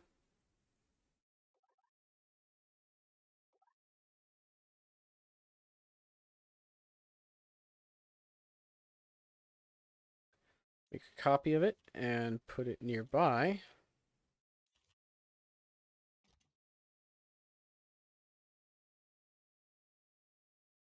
Scoot that up. Stop it. Stop it. Go there.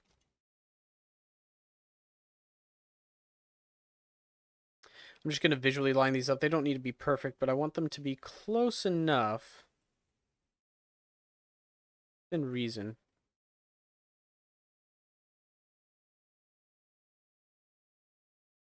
Kind of like that.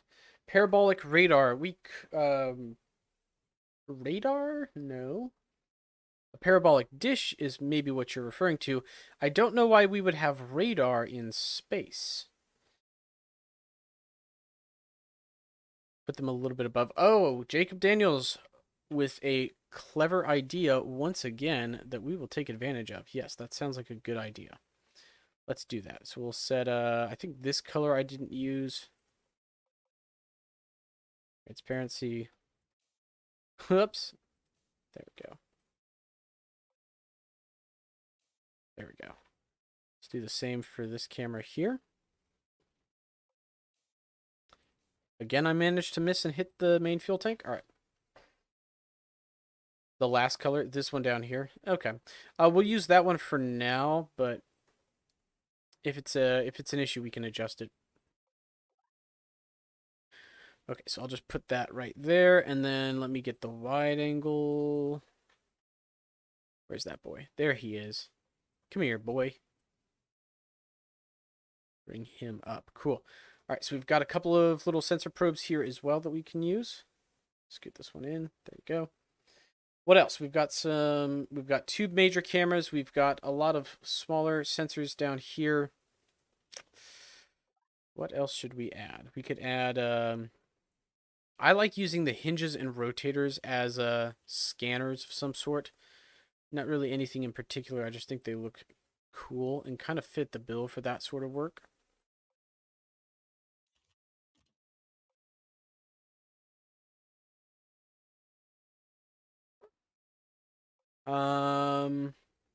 No way to oscillate that. That's fine.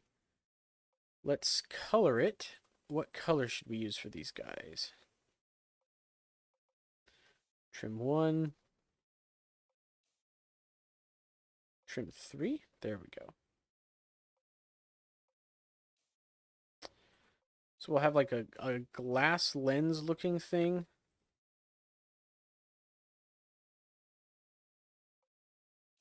Bracketed it in like that. That's actually too transparent though.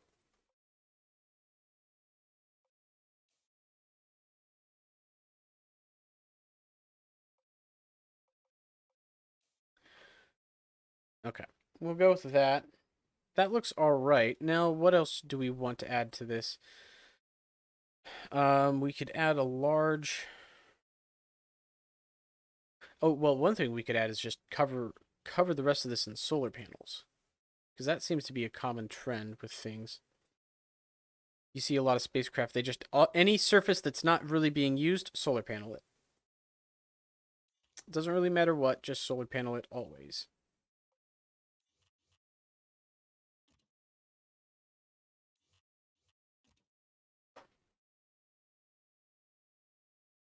I'm not sure I love how that looks, though.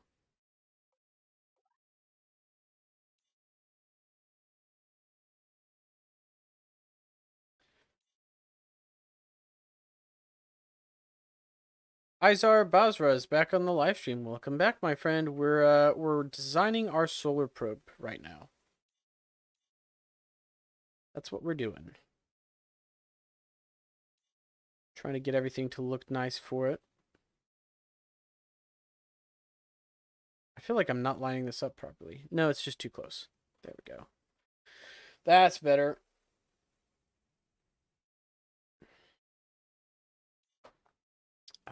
Mirror this part as well. We could rotate these, I guess.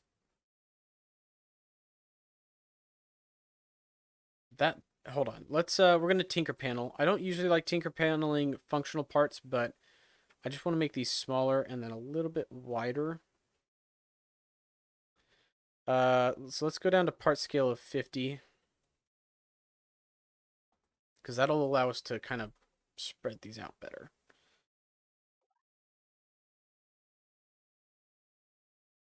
See what I'm saying?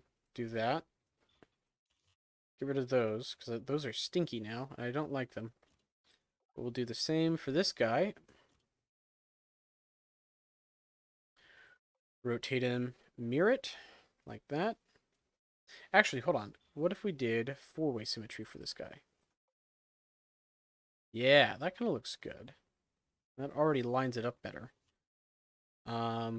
Let's do the same for these now.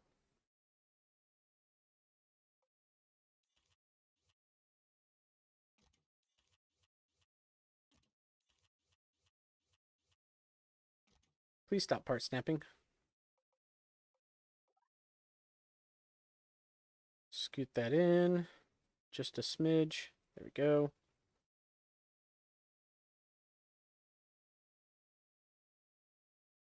Why does that not look... Oh, hold on. I know why. There we go. There we go. Okay. Mirror that. Hello, sir. Space Beast, welcome to the live stream. We are designing a probe, so I'm adding some solar panels right now. We're just kind of trying to figure out what we want to do with this. Here's one thing I'm going to do. I'm going to take this, add that to that, and then take this base connection, add that to that, and then take this guy and group them. Now those three parts will move together. Ta-da! So much nicer. See what I did there? Now they all move together. Okay. Put 3 tanks on the side of the circular tank and translate them. Translate them where, though? You can say translate, but you gotta tell me where. What do you want to see? Will the stream end in 20 minutes? No, we'll give it a little bit more time. It's not going to be as long as yesterday, but it'll be a little bit longer. We took a little bit more time trying to land that freaking plane a bunch. So we'll take a little bit more time to work on this. I like the electric motor part. I like the fins that it comes with, so we're going to use that. Give it no torque. It's literally just for show, and then make it nice and small. That's 0 kilograms now, which makes it a nice aesthetic part. Because I can set that there right there.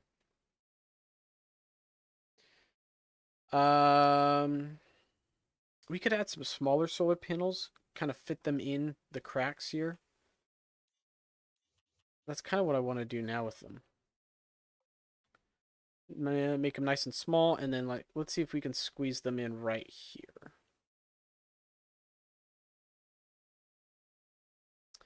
What if we make them even smaller? These solar panels are not going to generate appreciable amount of electricity for that to make a huge difference. They're here entirely for show. So if anyone's going to get on my case about me tinker paneling, it's only for aesthetics. There's really no practical gain that I would get from using these the way I am. So step off if you're thinking about giving me a hard time.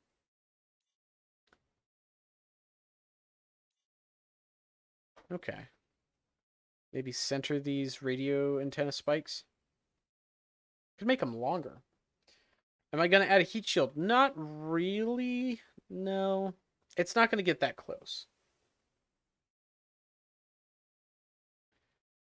I mean, I guess we could, but yeah, no, not really. We're not going to worry about that for now. Okay, let's do the same thing we did with that other solar panel, but we'll make it even smaller. We're just going to squeeze these guys in wherever we can fit them.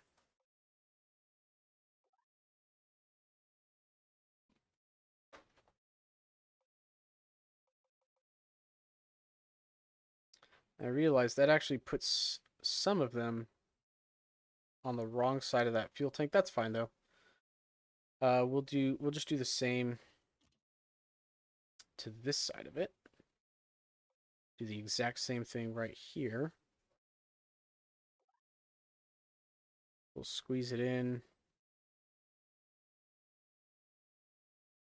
there, and then four-way symmetry. Not five-way, four-way. There we go. I also see spots on the other sides of these cameras that could use them.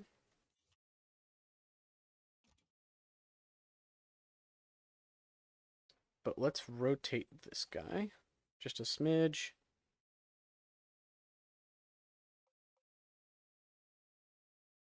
There we go. Okay, so that's 5 degrees. That's better.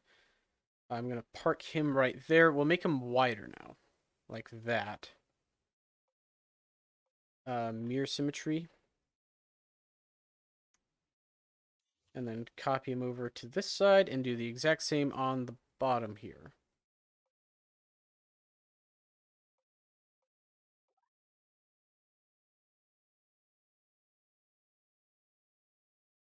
Give it that same angle. And just tuck him in right there. Okay, how does that look? That's better. That looks better. That looks a lot better. What other details can we add? We could add some more stuff to the sides here. One thought is to add structural panels like this one.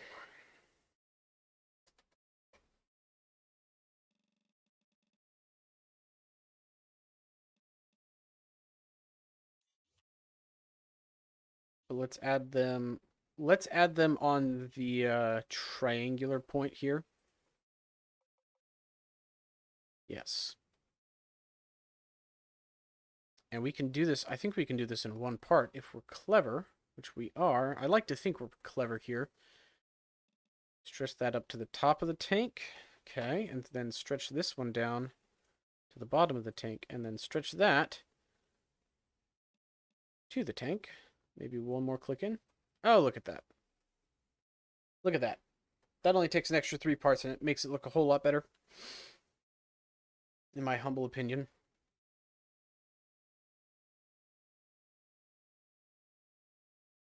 I'm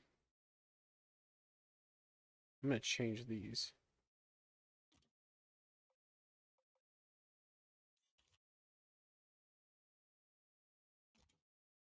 There we go.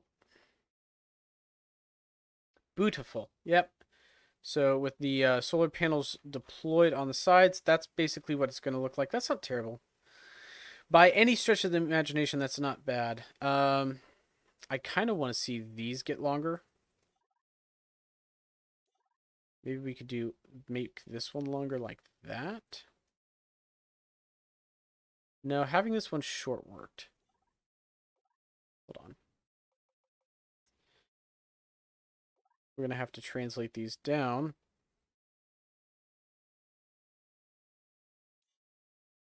Wait a second. Oh, hold on. I have to ungroup the parts. I'm being silly. Gotta group those.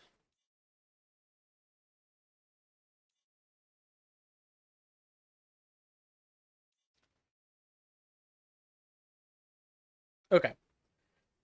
I think that is a good start.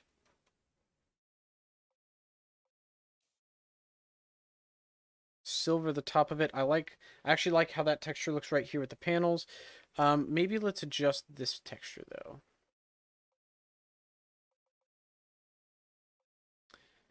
Can we increase the Y scale significantly? Yeah, that looks better right there. I like how that looks.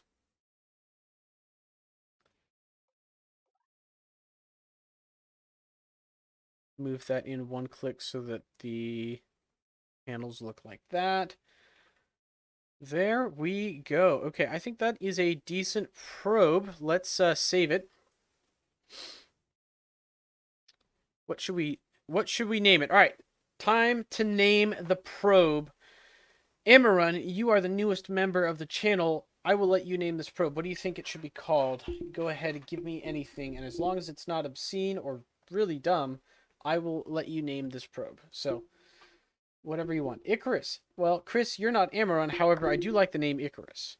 That's a pretty solid name. Not gonna lie, because it is a solar probe, and Icarus did die on the sun. Wait, no, didn't we tell you about Icarus in the last live stream? I feel like, Chris, didn't you learn about Icarus last time?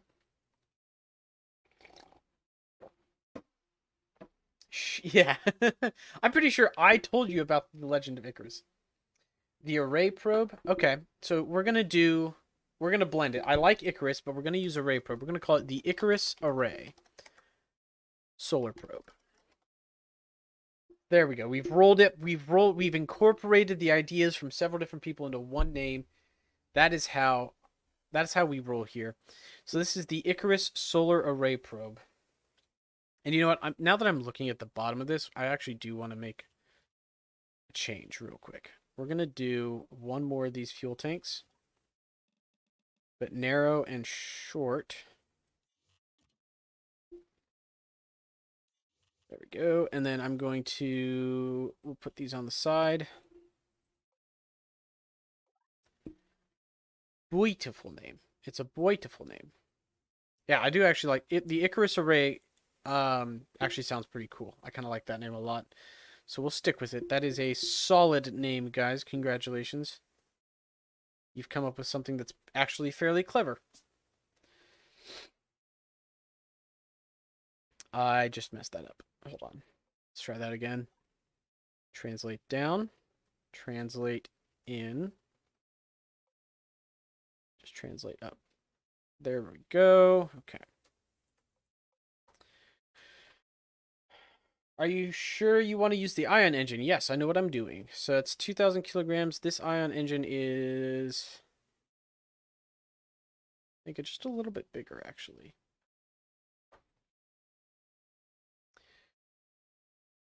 Are you? Am I saying that you guys are stupid most of the time?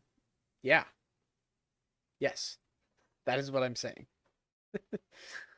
Would you disagree? Do you think you're not? I have evidence to the contrary. We can go back to past live streams and look at the live chat replay, and yeah, survey says. Okay. There is actually one thing I'm going to add or change real quick. These little lines right here. We're going to adjust these. For one, I'm going to move this in a couple of clicks. Like that. And then I'm going to move this to cover that up. If you see what I'm trying to do here.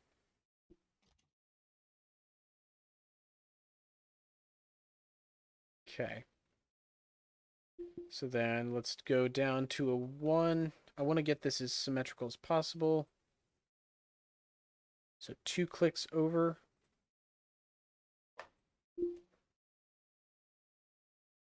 Two clicks in, 1 click over.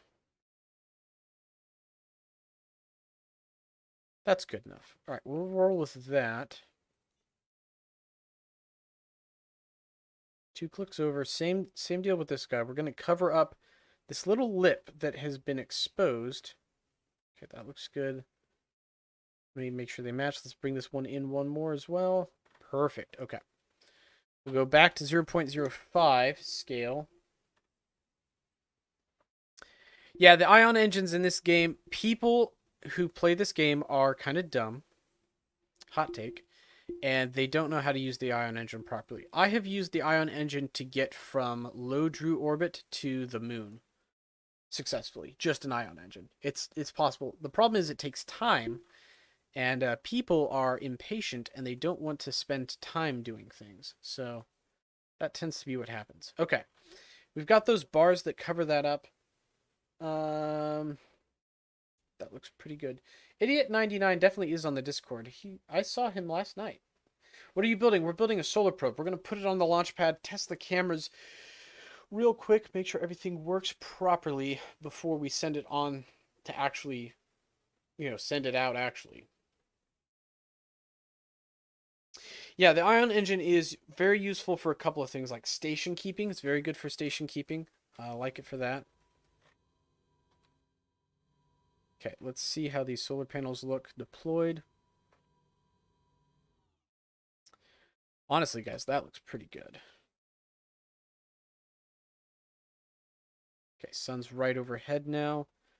Narrow angle camera, wide angle camera. Ah, that probe's right there. That's fine, though. You know what? Here's what we're going to do. So those cameras are invisible. We're going to make the narrow angle camera really narrow and the wide angle camera less narrow. And no, I'm going to use one of my rockets to launch this guy.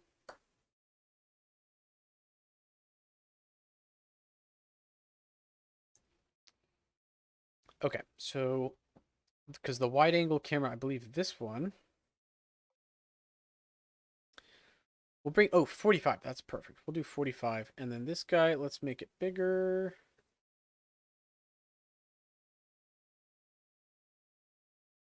5 and 45 degrees. That's nice.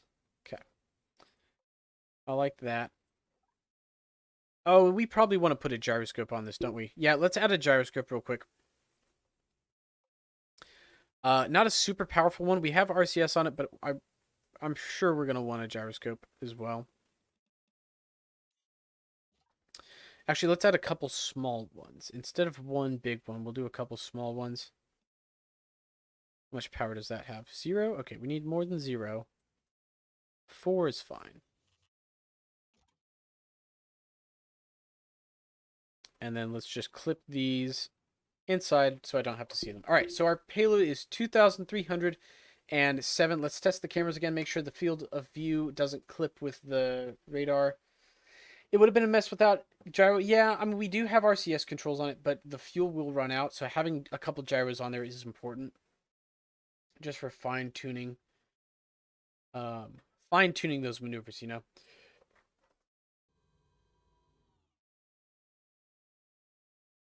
Let's wait till the sun is overhead so that I can get a good picture of the sun. Narrow angle. So the wide angle still catches it, but you know what? That's fine. Narrow angle, wide angle. That's fine. Okay.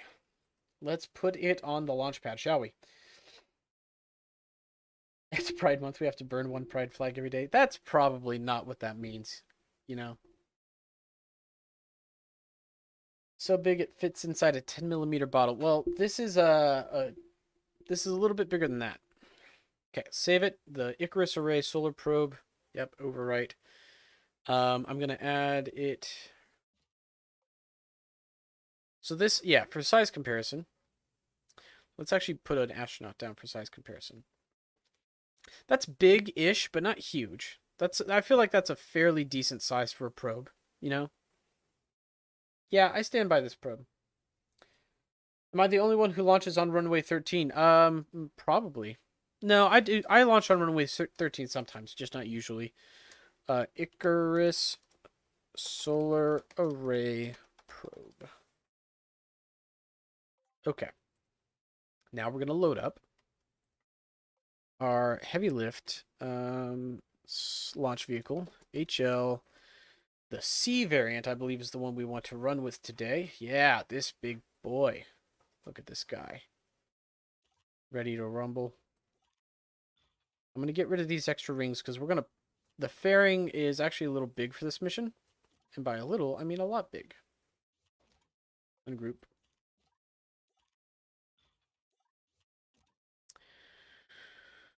Poo-poo-poo.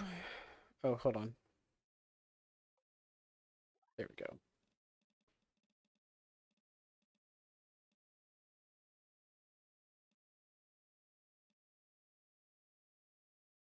I just want...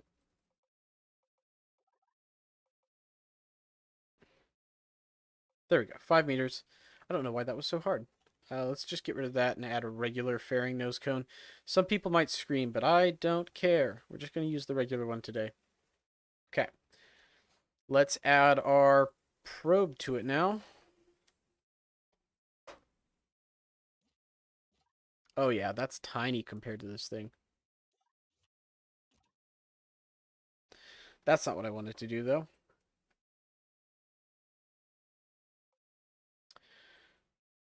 Looks like all the colors held except the camera. We're gonna need to recolor those cameras. The nose cone looks bad. Yeah, calm down. We'll fix it in a minute. Um, turn that off real quick. There we go. Suck that in to fit. There we go.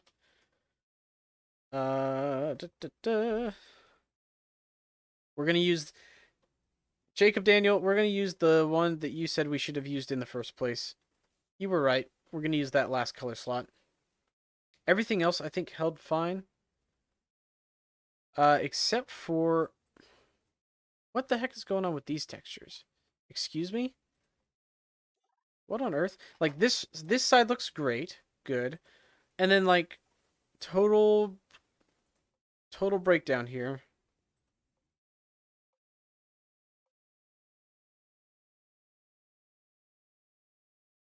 What on earth? Maybe turn the smoothness down? No? Detail up?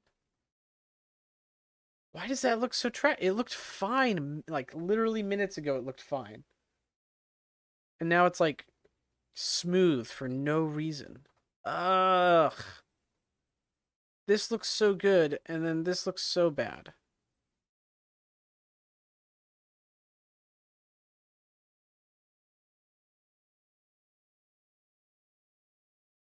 Why must... That's a known issue? Okay. Oh, well. Alright, we're not gonna deal with that right now. It is what it is. It looks fine for the most part.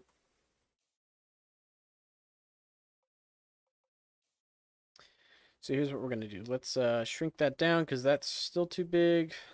Plop that on there. This happens with squares. Yeah, I've noticed that.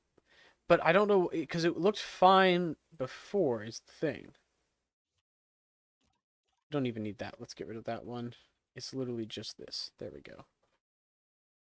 Okay, that's a little stubby. I know that's a little stubby looking, but it works. This works just fine. And then let's just make sure that this engine goes to the last stage. Okay. Delta V looks good. Everything looks good. I'm going to set the command chip on this guy to be the primary.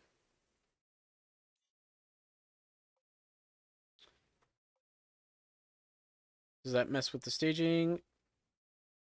Of course it does. Why wouldn't it totally destroy the staging? You know? Like, come on. Obviously, it's going to totally mess up all the staging for every stage. And it doesn't even mess it up in a, like, consistent way. That's... Auto stage off, please. Thank you. Okay. All right, let's do it. I think the staging is fine. The launch code should be configured properly already because this is the release version of the C variant of this rocket. Yeah, the auto stage is a pain. Once, like, if you turn the auto stage off and just do it manually, it takes a second, but it's fine. It like doesn't... It's never given me any issues that way. I'm gonna relaunch on the actual... Do Launchpad large for this one. Will there be asteroids? You know, Chris, you ask about the asteroids a lot more than anyone else. Maybe. Maybe. I don't know.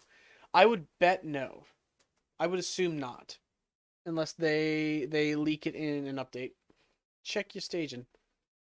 I did. We fixed it. We did fix it before launch, so we are being smart.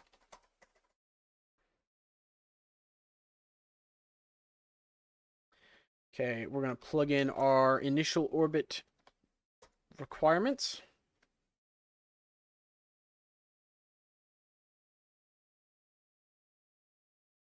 Oh, hold on. I'm hitting activation group 1, which I realize now actually I need this to replicate commands and replicate stage activations. There we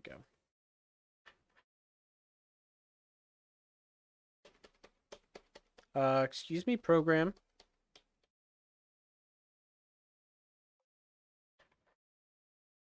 Hold on. Why are you choosing not to run today?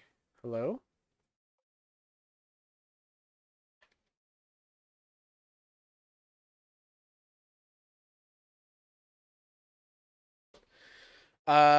Okay, that's odd. That's just random.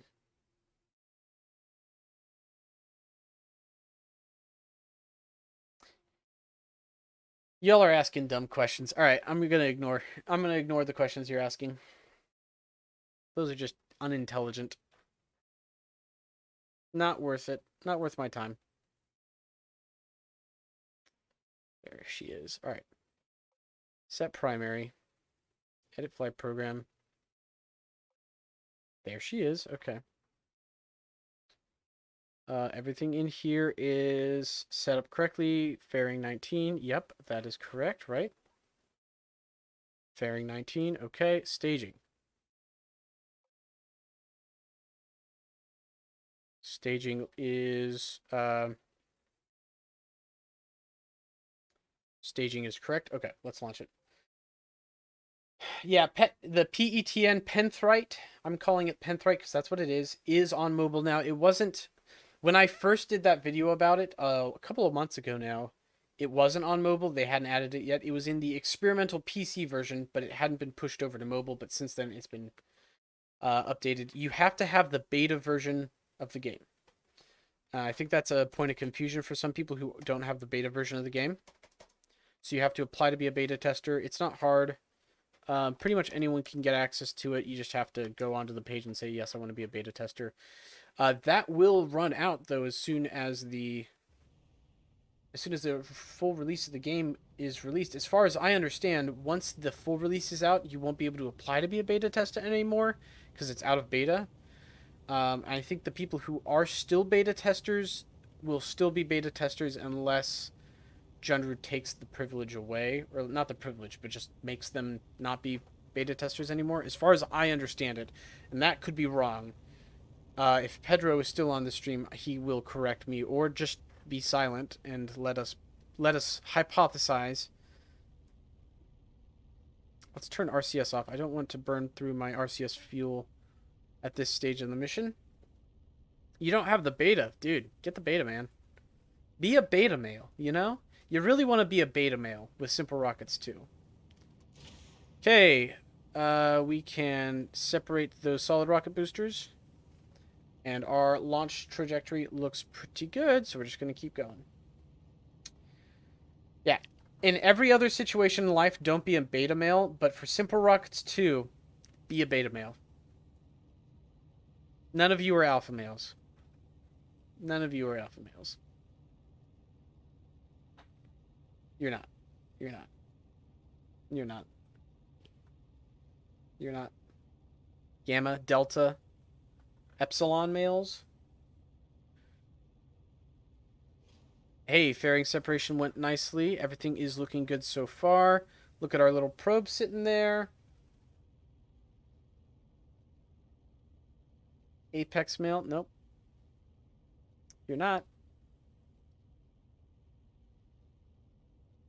There's a good camera shot of the engines there. Roaring away. Look at that. That's a nice little shot. Okay, we're getting into orbit. See, this flight program, I don't know why it was having so many issues earlier. Look at how well this flight program runs for, oh, hold on. There we go. We can even see the engine flying away. That's nice. There we go. Here's our second stage engine roaring along just fine. We said we wanted a 250-kilometer orbit, so let's see how well this gets us into orbit. Got to be one of the smallest payloads for one of the largest rockets. Yeah, so the reason I chose one of my biggest rockets for this payload, this is only 2 tons, which I could get into orbit very easily with a much smaller rocket. 2 tons is not a lot. 2.2 tons, I think, it was our total payload mass for this. Why I chose this rocket is we'll have lots of extra delta V for the orbital insertion. Okay, so our apoapsis is a little high at 266. Let's time warp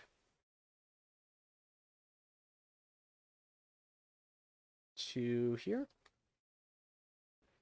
Okay. And I did run it at 2 times speed, so whatever. Yeah, the unknown is definitely not a beta male. Or, sorry, definitely not an alpha male. To be clear, not an alpha male. Very clearly not an alpha male. Alright, craft is at desired orbit. So what we're going to do now is we're going to burn... I like calling it burning at noon and midnight. So depending on where I want to put my orbit. If I want to go to a higher orbit from Drew, I would burn at midnight right here. If I want to go to a lower orbit, I'll burn at noon. So we're going to burn at noon this way.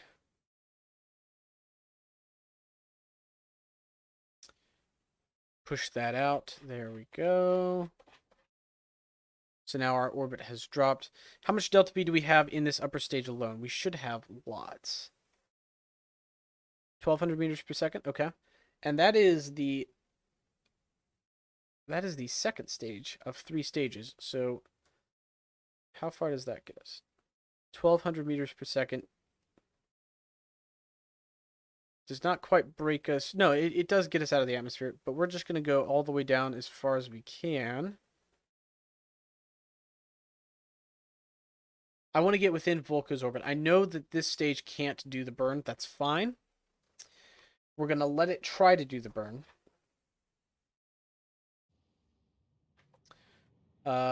It's pitched down a lot. That's fine.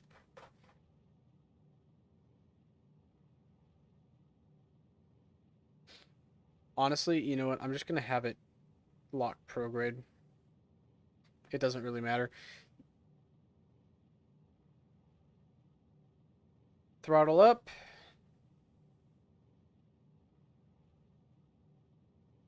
Oh, your phone's almost out of juice? That's a shame. Okay, well, this stage is almost out of fuel. Actually, no, it's not. We've still got a quarter of a tank of gas left in this thing. Cooking strong. Look at all those balls. This rocket has lots of balls on it, by the way. Literally, it's just got a lot of balls right here.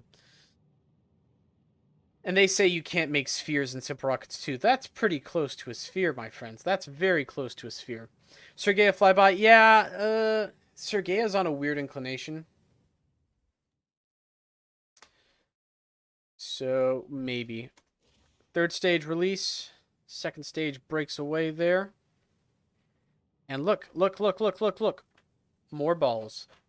It's got lots of balls on this rocket. So this last stage has another 3,000 meters per second of delta V. That's not enough to get us as low as we wanted to. However, we're still going to make... We're still going to make our burn, as intended.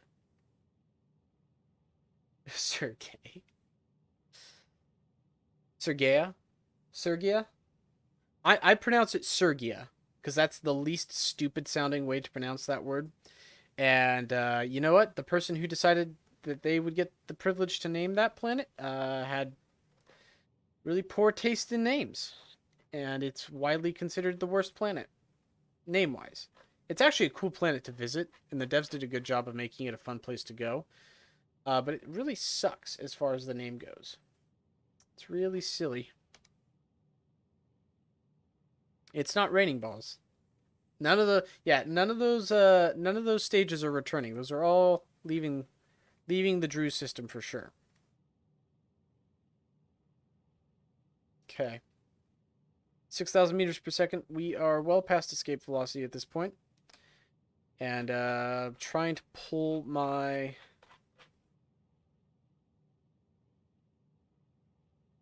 Hold on. This is taking just a little longer than I wanted it to. Let's bump this up to 4 times speed. There we go. Now we're cooking with gas. 4 times speed. Yeah, it's very difficult to... It's really difficult to get back from Sergei's surface. Nearly impossible, actually. Okay, we'll delete that. Oh, we're pretty close, though. We could get a Volco transfer. Like a... You want to try doing a gravity assist from Volco? We could do it. We're going to be on this craft for a while. Okay, take control. Deploy the solar panels. Fan through the stages real quick to activate the ion engine.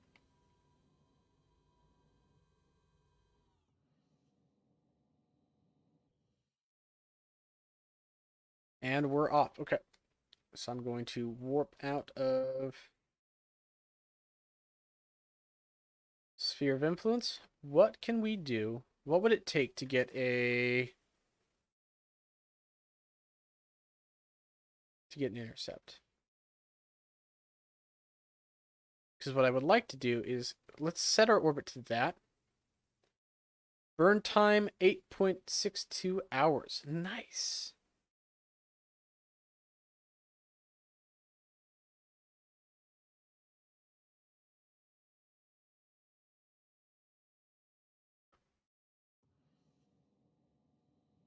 So we've got 2 solar panels. How much? 100%, 57%. Can I, like, rotate this just a smidge? There we go. Okay, that's more efficient. 96, 73, maybe even more.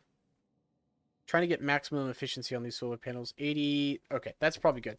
They're both about getting 80% efficiency. Now we're going to just time warp for a minute.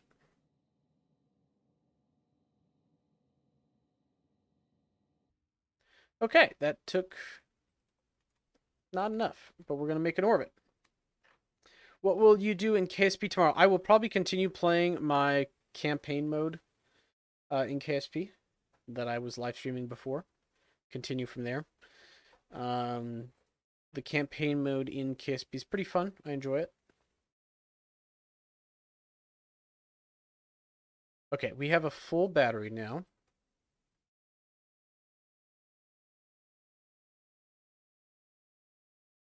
Lock, warp, and burn. Can you do something with an asteroid? Man, Chris, you're... Oh, what the hell? What the hell was that? What just happened? Why did it explode? What? You gotta be kidding me. My craft just blew up. For no reason.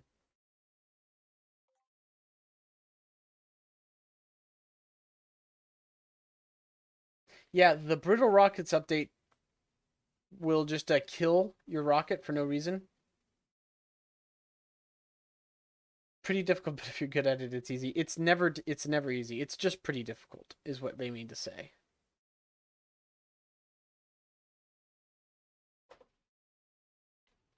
Let's try that again. We're going to take one more stab at that. That would have been a successful mission. We would have had plenty of Delta V in our ion engine to drop our orbit around the sun. Would have been totally fine. We would have wanted a hyperbolic orbit anyway. Yeah, I'm going to quick save next time. Tell me about it, dude. Tell me about it.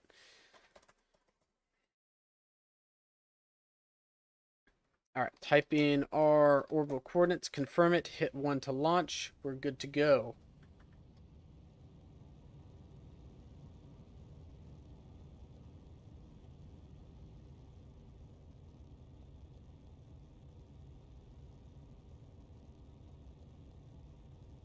I'm going to roll to align my SRBs for separation. My rocket is throttling down for max Q.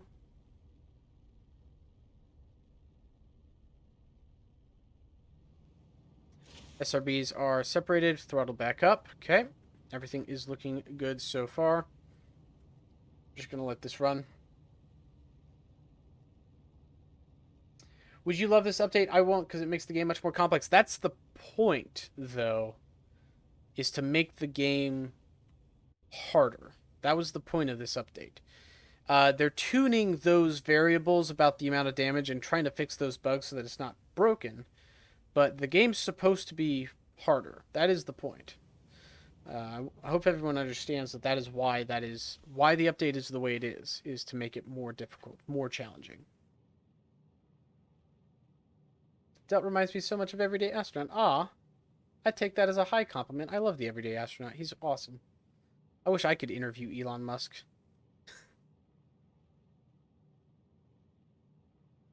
I'm gonna go make a metallic hydrogen engine stage. Good luck with that. Like the game isn't hard as is. I mean, that is a big complaint that people level against it. Yeah, is that it's not hard. I think they're wrong, but yeah, pretty much. It's it is as hard as KSP. Well, actually no. Simple Rockets 2 is easier than KSP because KSP has absolutely broken flight handling for the rockets and planes. It's just bad. It really shows its age. Yeah, I'm not complaining. Yeah, the goal is not to make Simple Rockets 2 just harder, like flat harder. The goal is to make it a little bit more realistic, a little bit more reasonable, make it hard to abuse the physics system, but if you play the game the way it's supposed to be played, it's not going to be harder per se. We're going to quick save. I have learned my lesson. We're quick saving. And then I'm going to burn here a little before noon.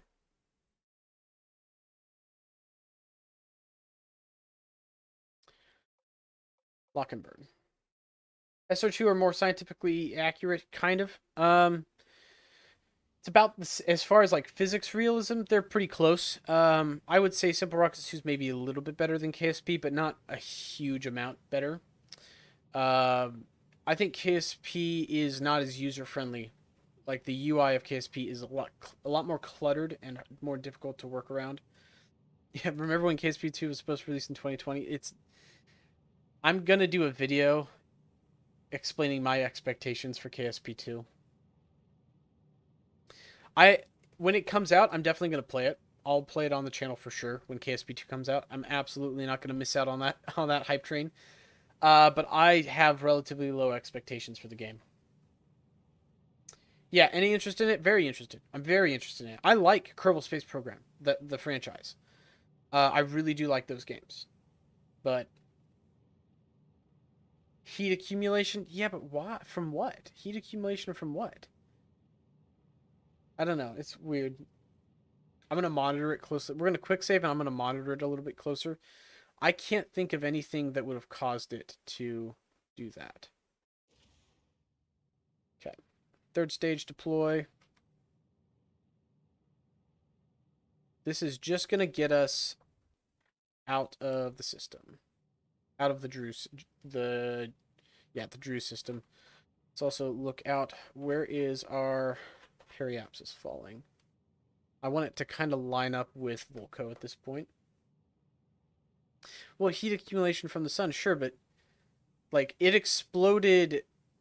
The craft exploded at Drew's orbit, and we didn't even get that close to the sun. Does the game give you tools to deal with heat shields? Yeah, not to radiate heat, to prevent thermal heating, like aero heating, yes, but not really any other heat management systems. I would like to see a radiator system. That would be cool, where you can expel heat that's been accumulated on parts. That would be fun. Maybe in campaign mode. I don't feel like that would be hard. Yeah, we came down to Volco's orbit was as close as we got to the sun. Let's turn RCS off. Okay, can I adjust this in any appreciable way? I think we're too far. Yeah, we're too far. Let's go down.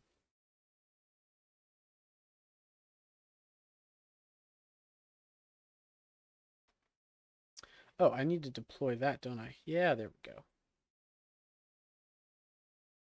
How much delta V is left in the stage? I have 238 meters per second of delta V to work with. Okay. Just be a different solar panel. Yeah, I mean, no, that's not exactly what a radiator is, but I understand why you would think they look like that. Sure, from an appearance standpoint, yes, they are just another solar panel. Yeah, actual dishes and antennas, that'd be cool too. Would love to see that. Right now, I just want to see campaign mode at all, and then we can add the bells and whistles.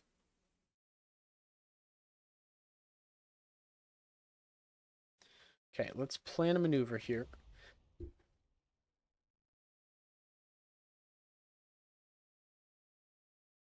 It did it again. We quick save this time, so we're gonna quick load. Check your temps. Yeah, yeah, yeah. Yeah, yeah, yeah, yeah, yeah. Yeah, yeah, yeah. How would you feel if SimpleRockets 3 came out? Why would that be a thing? It's not. It's not a thing. They need to add toilets. Yeah, that's probably not what they need to add, actually. Thanks for the idea, but probably not. No. Okay, I'm just going to burn prograde. Not even going to plan the burn. We're just going to burn prograde right here. Okay.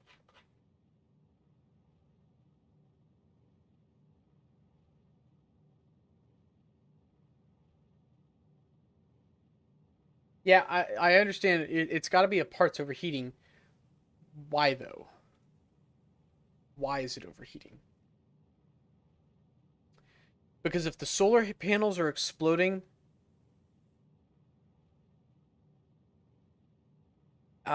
maybe. I doubt it. Because if that were the case, why isn't it exploding here? Is my thought. We're gonna take a look at it, not in map view, and we're actually gonna watch it and see if we can figure out what the issue is.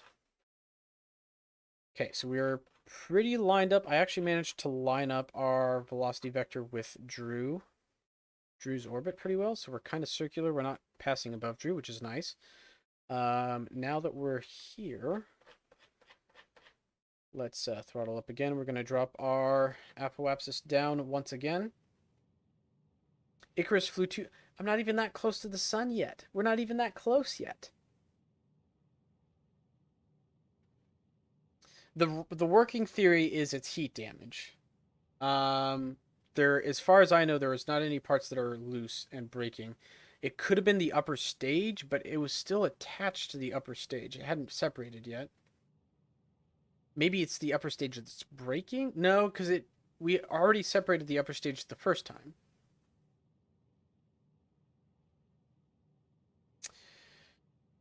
I'm not going to do that. I'm not going to tinker every part to have a huge heat resistance. That would be tedious and kind of cheating. Okay, so our third stage just burnt out. Separate our probe and take control of it. Deploy my solar panels. My solar panels are no longer taking damage randomly, which is nice. Their temperatures are within reason. Let's warp to the...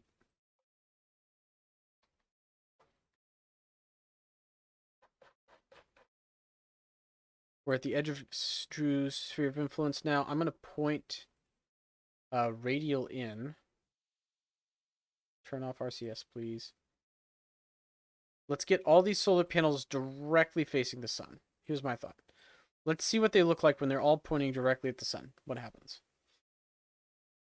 Take some sample temperatures, 120 on some of these parts. Okay. Does that change significantly over time, though? Nope, that caps off logarithmically. Okay. I don't think I'm colliding with the stage. Yeah, but that's the upper stage. That right there is the upper stage, which I'm pretty sure I can take control of. Yep. But there's no way that they shouldn't be. I'm not going to say there's no way, but they shouldn't collide. Their velocities are different. They're on different orbits at this point. Their closest point of approach is separated, and they're drifting apart. And they're not. There's nothing that's bringing them back together. Should be. how far away is this? 57 kilometers and moving away at about 3 meters per second, right? Let's see what happens. Okay, I'm going to quick save again. This time, instead of controlling the probe, let's control the inner stage. And just watch its CPA. 560, 1,000, 2,000. Yeah, they're only getting farther apart at this point. And it seems like as soon as I go...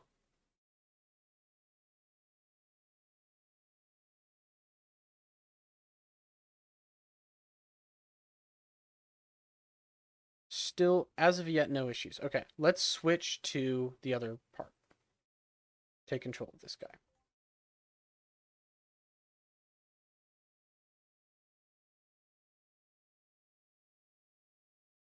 We're not colliding with the stage. We've got 3,000 kilometers of separation. This is heating up.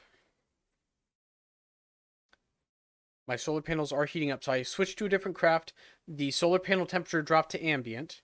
I switched back to it. Now the heat physics is back, and it's heating the solar panel up. Okay. Let's see how high that gets. 170, 180, 190, 200, 236. Okay, so it caps out at 236 and then stops. Let's check all my other parts. 15, 15, 15. 252. For some reason, these are at 252, 235, and 251. For no clear reason.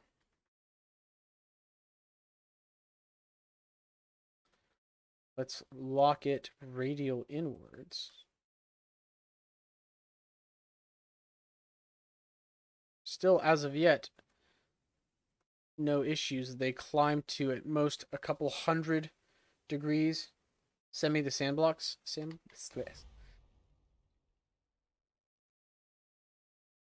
Okay.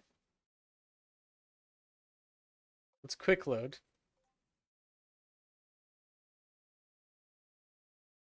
I don't know why this is happening. There are many cool spots on the train to explore. That is true. There are many actually very interesting spots on both Drew and the other planets that are worth visiting. I have actually really enjoyed doing that low altitude flight challenge because I get to really see the terrain. And the more I've flown it, the more fun it's been to fly over it. Yeah, so I saw that too. Ion engine exploded. Can the ion engine not be exposed to the sun is my thought. Now, let's test that. I'm going to test that, and then if this persists, we will, Actually, hold on. I'm going to quick save again, because it hasn't exploded yet. Okay. Let's lock radial out.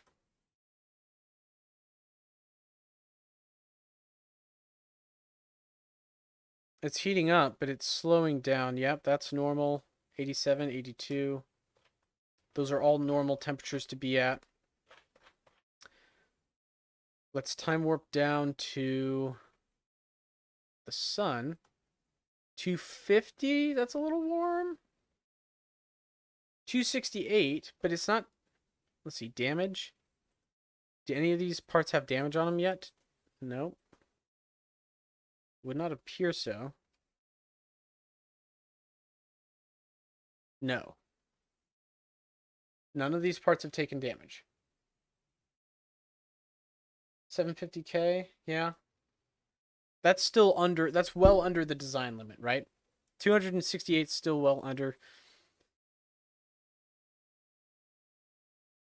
Yes, Azro, SFS, Pedro is one of the developers for SimpleRockets 2. So that's why he knows things, if you were wondering.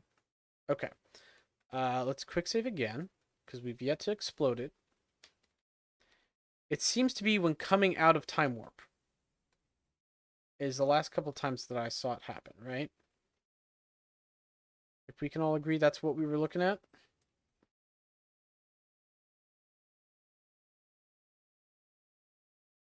If I do it in map mode, does it do it? Okay, nothing yet. I'm gonna share the sandbox unlisted. I'll send Pedro a link.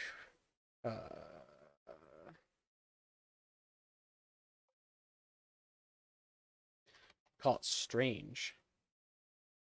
Pedro. Upload. Okay. So if it'll give me a link. There we go. Control copy. Cool. All right, I will send you the link, Pedro, in a minute. I'm going to finish the live stream first. Let's it seems to be stable right now. So we're going to go ahead and activate our ion engine. Throttle down. That we don't need to be burning yet. Lock retrograde. Throttle up. And I'm going to pin the ion engine so that I can keep an eye on its temperature as we burn. We're going to time warp as we burn because that's how you do these things with ion engines. We are dropping our periapsis now. Still have yet to have an issue now with this engine on this attempt. It hits like 207 there, but is not heating up past that, so I don't know what the issue is. I'm going to throttle up again.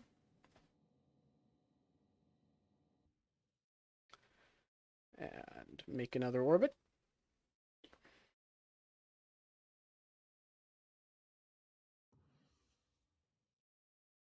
Make another orbit.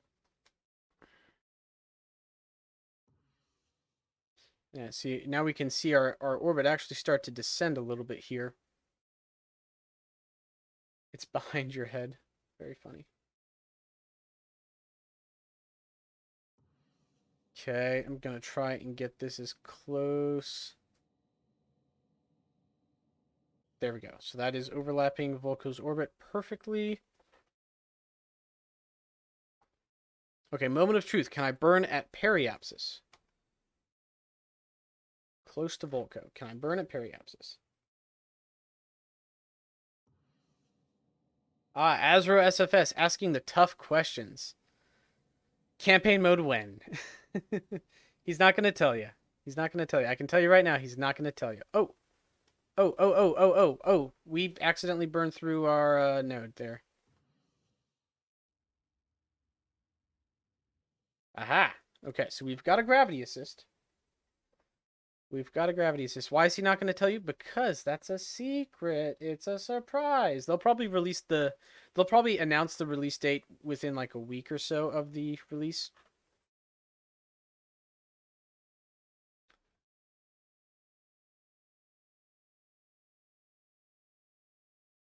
In 2022. Yep. Knew that much. Now, Azro, I can tell you my predictions, but these are not in any way official or representative of the actual plans by Drundur. I can just tell you what I think. I think it will be this summer. Specifically, late August, early September, I think is when we'll see it. And I think I'm right. I think I'm pretty on the money with that guess. 4.4 days. This one. Okay. So I want to get a encounter that puts our orbit really close to Volko's surface. That's the goal here. Use an ion engine to get really close to Volko's surface. So what I'm looking for is... That's what I'm looking for right there. Okay, so that is the gravity assist right there that gets us close to Volko's surface. That is the gravity assist. So we're going to lock that in. Time warp to it. 21 meters per second. You got to be kidding me. Really? Y'all heard that, right? Y'all saw that? Y'all felt that? I felt it. I felt it here. I felt it right here. In my chest. It exploded.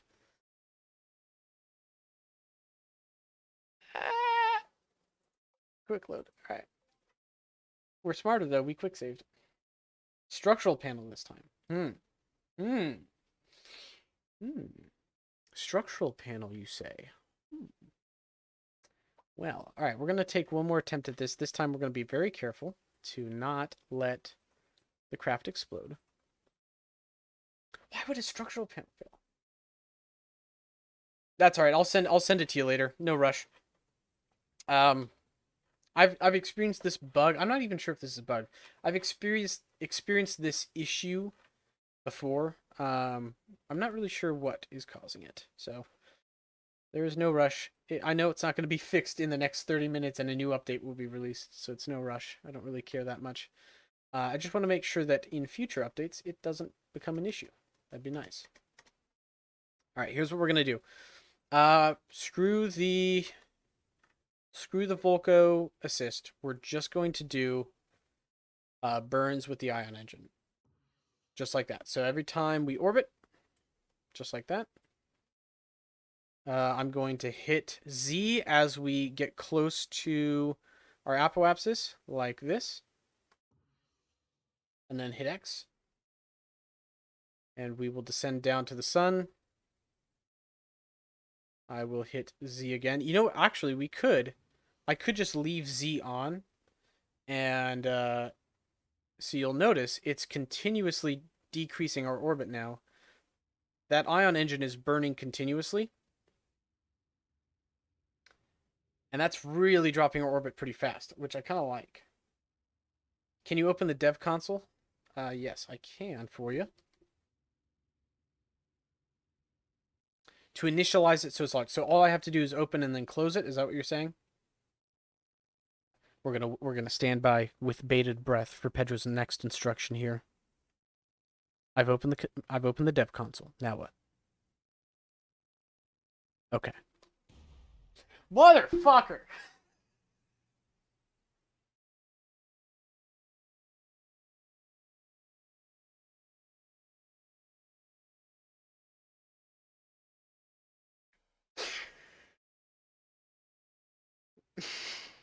What? Yeah, let's take a look, shall we? Everything all the solar panels exploded due to excessive heat damage, it says. Okay. Quick load time. Restore. Oh man. That's real anger. That's real anger, is what you're seeing. I'm so tired of this bullshit. That's good coffee. Okay. So, it seems like, if I had to guess, I think it's these solar panels.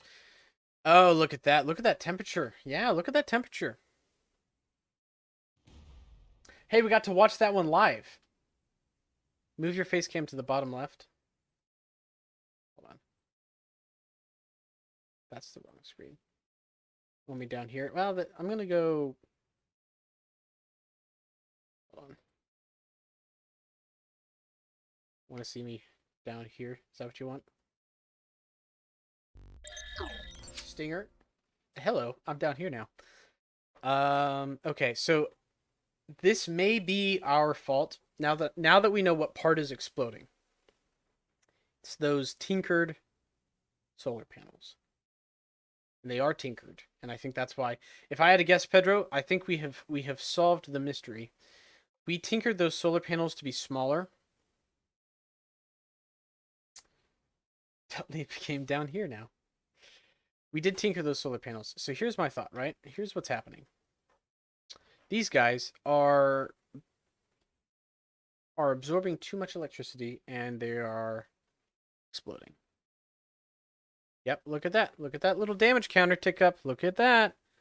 Look at that. Well, look at that. All right, so here's what we can do. Let's point away from the sun.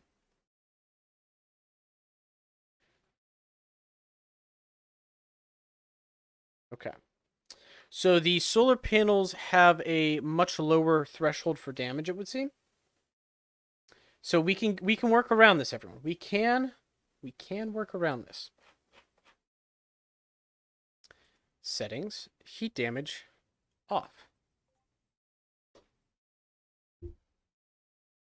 Ta-da! Low thermal mass, large heat absorption. Yep. Yeah, that means boom. That is our issue. All right. Well, congratulations. We've rubbed all of our brain cells together and we have solved the problem. So the heat damage is turned off. Let me try this again. I'm going to point in towards the sun, and they don't take heat damage. Perfect. Okay, so we have solved the mystery. We now have the tinker panels not explode, or the tinkered solar panels are no longer exploding as desired, which is good.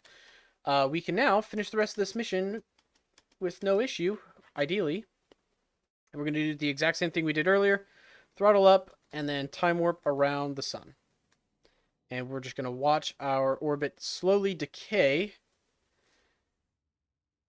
as the ion engine burns very slowly. Very, very slowly burns here. It's just like flickering almost.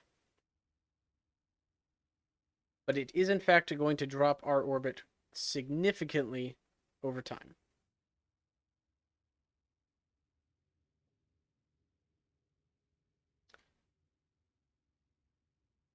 All right, let's take a look. How close are we getting to the sun now?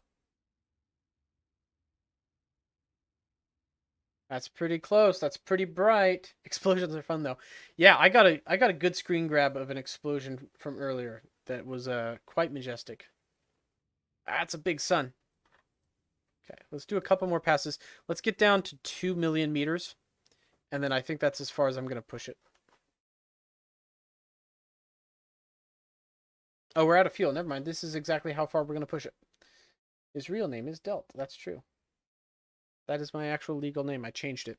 I don't know if you knew that, but I did. Let's point it at the sun. You guys ready to get your eyes singed? There's the sun. Look at that. Woo! Look at that sun.